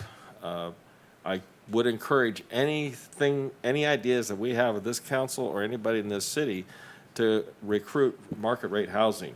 Whatever we can do to do that, I'm very interested in hearing that as a topic. Even for Rick out there on the other side of the telephone, I'm in the same category. I've been coughing all weekend myself, sir, so my voice doesn't sound right. If you can come up with market rate housing incentives, we'd be very interested in hearing those. So thank you all. Councilman Goodson's up next. Yes, I just wanted to give a brief background of how we got to the multiple affordable housing, low-income veterans, seniors housing in Oroville. Approximately, I believe it was the year of 2015, where the state assessed what our lack was in funding. And it was approximately 1,864 units that we lacked for affordable housing, for seniors, and for veterans. They give you a sunset period to get caught up to speed. If you fail, you have the potential of losing your state funding. That's why you see what we see in affordable housing. Not only funding, but also the ability to deny projects, or the ability to all projects could be approved by the state, even if you don't want them in your the zoning, they don't match the zoning. So that is true. But I also wanted to remind you too that this project is part of a two-phase project that we had $17 million from the CDBG disaster recovery that we're talking about. So like I said, we do have the project phase 1 fully funded, and it's going to be done by the end of the year. But it's that second phase that much of the infrastructure has already gone into. A lot of the work on the site has been done. It would really be a shame to not get that second part of that development going. And so by this loan, it helps increase our tiebreaker. Like I said, that would make us more competitive. It may not still get us there. It may not. But it definitely gives us a better opportunity too, so that whole project off Lincoln Street can be complete. Otherwise, we'll just end up with phase 1. So. Okay, thank you. Vice Mayor Smith is back in the queue. Yeah, and so just to qualify my comments, they weren't designed to say no. Yeah. It No, I was understand. just an acknowledgement of, and making sure that, that we're doing it the right way, so to speak, and that everything is fair and above board. But the issue really before us is to ensure that this project is successful and gets across the finish line. And I think we've started something, I'm a firm believer in completing something. So if we're ready for a motion, Mr. Mayor, because I think that's what's Right. before us. But Unless Councilman so Johnson has a- I'm wanting to get it across the line. So Councilman Johnson may have a question on the motion. Yeah, just real quick, I, just to be clear, I am not opposed to this project at all. I just want to make sure that we are protecting the citizens of the city that are going to be moving in long-term, and that they're just fully aware of what the process is, what can happen. You know, I am fully on board with it. I just want to make sure that they are fully understand it. That's all I'm saying.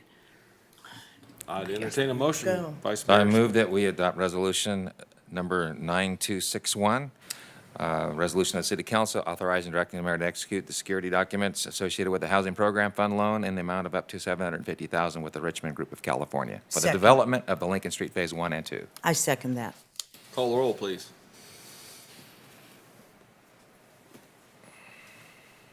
Motion passes unanimously. Thank you. Thank you. Thank you. Next item, I think we've completed our agenda. There's an opportunity here for non-agenda items. Do we have any cards? None? None submitted, Mr. Mayor. Okay. Future agenda items, any council members have a future agenda item they'd like to be put on the list to work on? Gateway. Oh, Councilman Thompson, yes. Yes. I've talked to staff about this, and I'm not quite sure exactly how it's to be worded. But Councilmember Weber and I were discussing putting something in place, an ordinance in regards to city council members for us and future members, and regarding our interaction with staff, specifically with our directors. There are specific, we have directors, we have our city administrator, and then we have those working that are in direct accountability to us, but they're also working underneath Brian or any future administrator, to have it so that if a council member wants to speak with the director, it's important for the continuance of conversation, so that, especially since they're direct, they report as well to Brian, that information is communicated well. So to do that, have an ordinance in place so that if we talk to sub-members of our, who work underneath Brian, that we request that with Brian, and then he is there present with the meeting as we talk to those directors. So there's a flow of information, accountability. And on a second footnote to that, it just, I think also, how to say this well, there hasn't been the best in the past relationship with some council members with certain department heads. So it also, I think, would help provide accountability as well for council members who are talking to our staff, that it's done in such a way that it's protecting them as well. I think Councilman, or City And Attorney Huber has a comment to add to your. Yeah, certainly. So the state law currently does outline the council and individual council members giving direction to staff. You are actually prohibited from giving direction to staff members which do not report to you. Right. And individuals can't give direction at all. You have to work as a body, of course. If there's some desire to codify that and to put in some additional protocol in place, so to speak, we can certainly pass a resolution or propose a resolution for your consideration that would encapsulate, your desires related to. Well, it isn't, how- just a pause, I'm sorry to interrupt, but what I'm proposing isn't regards to, because there's already that in place for staff. I'm talking about directors, our directors who aren't staff, who are directly reporting to us, Right. who also work underneath Brian. So, we have staff, then we have our directors. Yeah, this is somewhat unique to Oroville because you are a city administration setup, which means in most cities they are city manager type, where the council hires the council actually has two employees. One is the city manager, the other is the city attorney, and really those are your two employees, and that's it. Right. City administration is different, in which you hire all department heads, as well as the city administrator. So the protocol can put in place directing council to follow certain protocol. If you want to talk with the department head, that it's incumbent to get the city administrator involved related to those conversations. Again, you can add in other protocol if you'd like, but certainly it can codify state law and it can add to it related to communications with department heads or directors. There's not a problem in doing that. If that's the pleasure of the council, we can certainly, give us some guidelines. We can draft something for your consideration, bring it back at some point. The guidelines would be that if a council person wants to talk to our directors, except for Brian or the chief of police, that it's scheduled through Brian and Brian is present in the meeting. That's my desire. I'm not sure if there's, who else would jump in with that. I think, to clarify, you're just looking for a policy that communications process is that simple. I mean, And again, if I get if I don't want to put this too colloquial, but if I get the head nods, we'll go ahead and draft something up and we'll present it to you for your consideration. Okay. If it's the pleasure of the council, that's what we'll do. Did you have anything to add, Councilman Weber? I do, but I could wait for. Okay. Yeah, we got Vice Mayor Smith. Vice Mayor Smith. Yeah, it's not on the topic. Oh, okay, I'm sorry. Well, let's stay on the topic, let Weber finish. Well, comment on it, though. Oh, you want to comment? Yeah, it was two Please, different go things. ahead.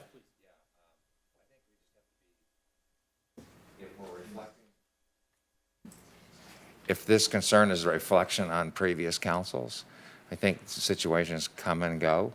And I think that there are other measures or means by which you manage that. I mean, for an example, there's a lot of water cooler conversation, just, passing by, checking on something, or having a brief, I'd come in and I'll meet with Fred or with Pat from time to time, just on, casual updating, getting information. But if what you're proposing becomes a policy, then it would feel like that would have to stop.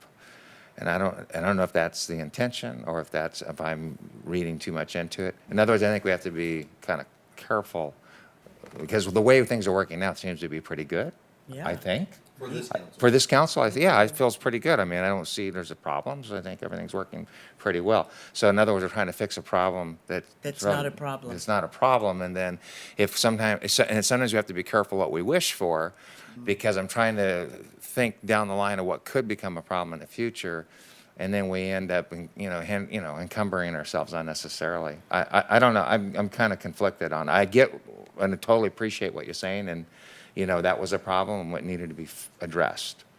I just not quite sure what that should look like as far as a policy, given the current status and things are working well and we need information, we can have a conversation. I like that, to be honest, and I'd like it to continue.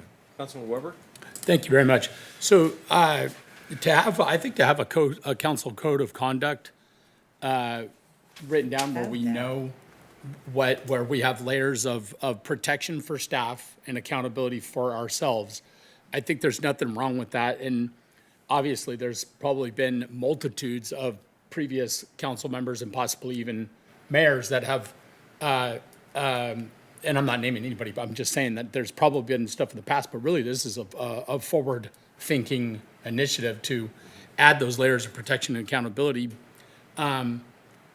So what I would propose with protocols to limit access on how much time any individual can spend at City Hall with staff one-on-one, because our staff needs to be able to perform their job, without impediments.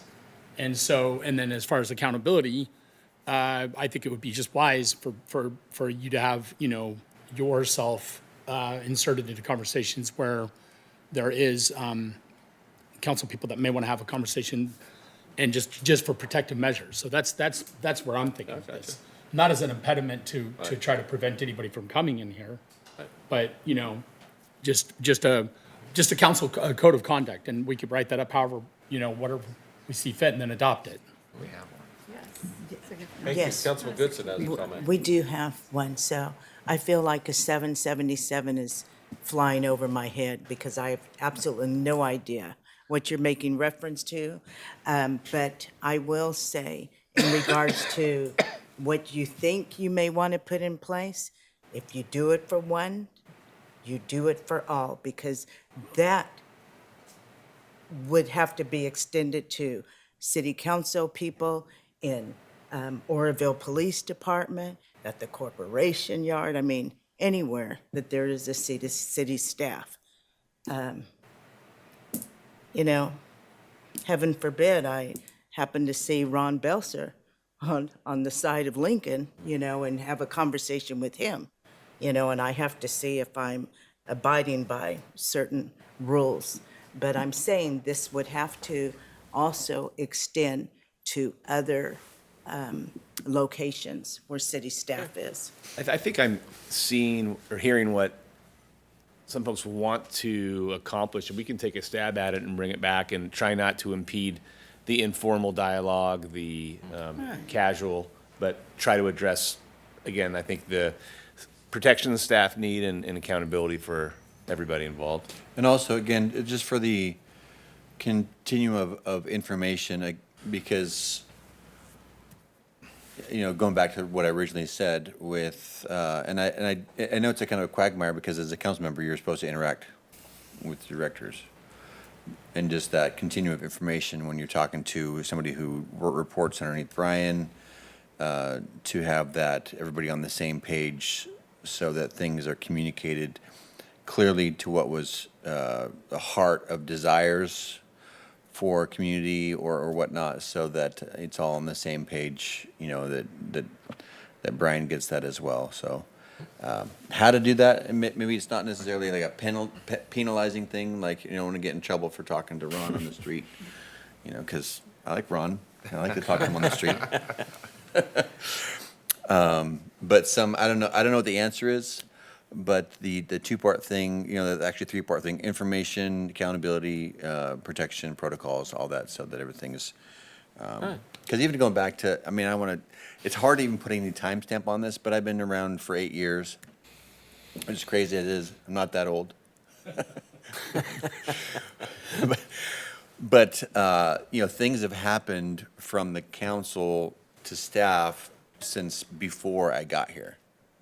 You know, and that's just the stuff that you hear that happens from council members towards staff members that does not make it pleasant when you're working for 7 bosses to work underneath sometimes even one of, you know, 7 or 2 of 7 that aren't the best to work underneath, to add some layer of accountability so that, you know, just in the future rolling, because this is not, you know, just having council members and whatnot with the staff is not a new thing, and the things in the 8 years that have transpired, it's like, gosh, I wonder what we could do to circumvent some of that stuff. That's the desire. Okay. And I'll say it's not uncommon.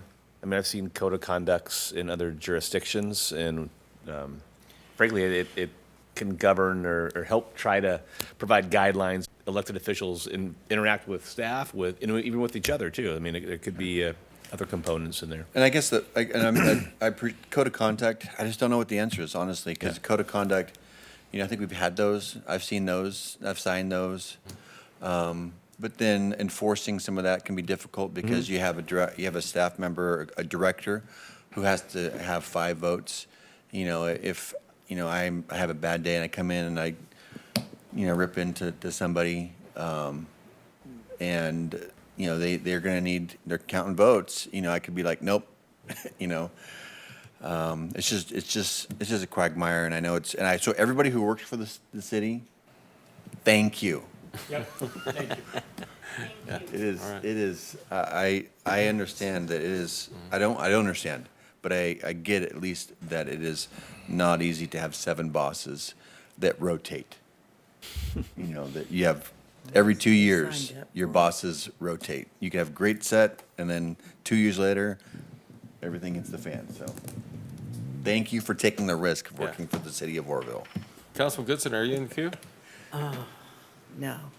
Vice Mayor Smith, go ahead. Yeah, just a parting comment on this, that, you know, one of our founding fathers, I don't remember, if it's Franklin or somebody, but our system was designed to be governed by a people who are wholly moral and ethical, you know, and so, you know, when you have a council member who's not, that's where we, you know, go to the ballot box. And so there is that, you know, dynamic as well. And then also Jackie, I know Jackie Glover, from time to time, I'd go in and make a request for a document or something, and she said, well, you know, I'm going to have to transmit that to the rest of the balance of the council. And I said, that's fine. And so I know there are already policies, procedures, and other things in place, and maybe we need to codify that, remind ourselves, or, you know, dust off some of those things, and make sure they're front and center, and that we're, you know, aware of the rules of the road.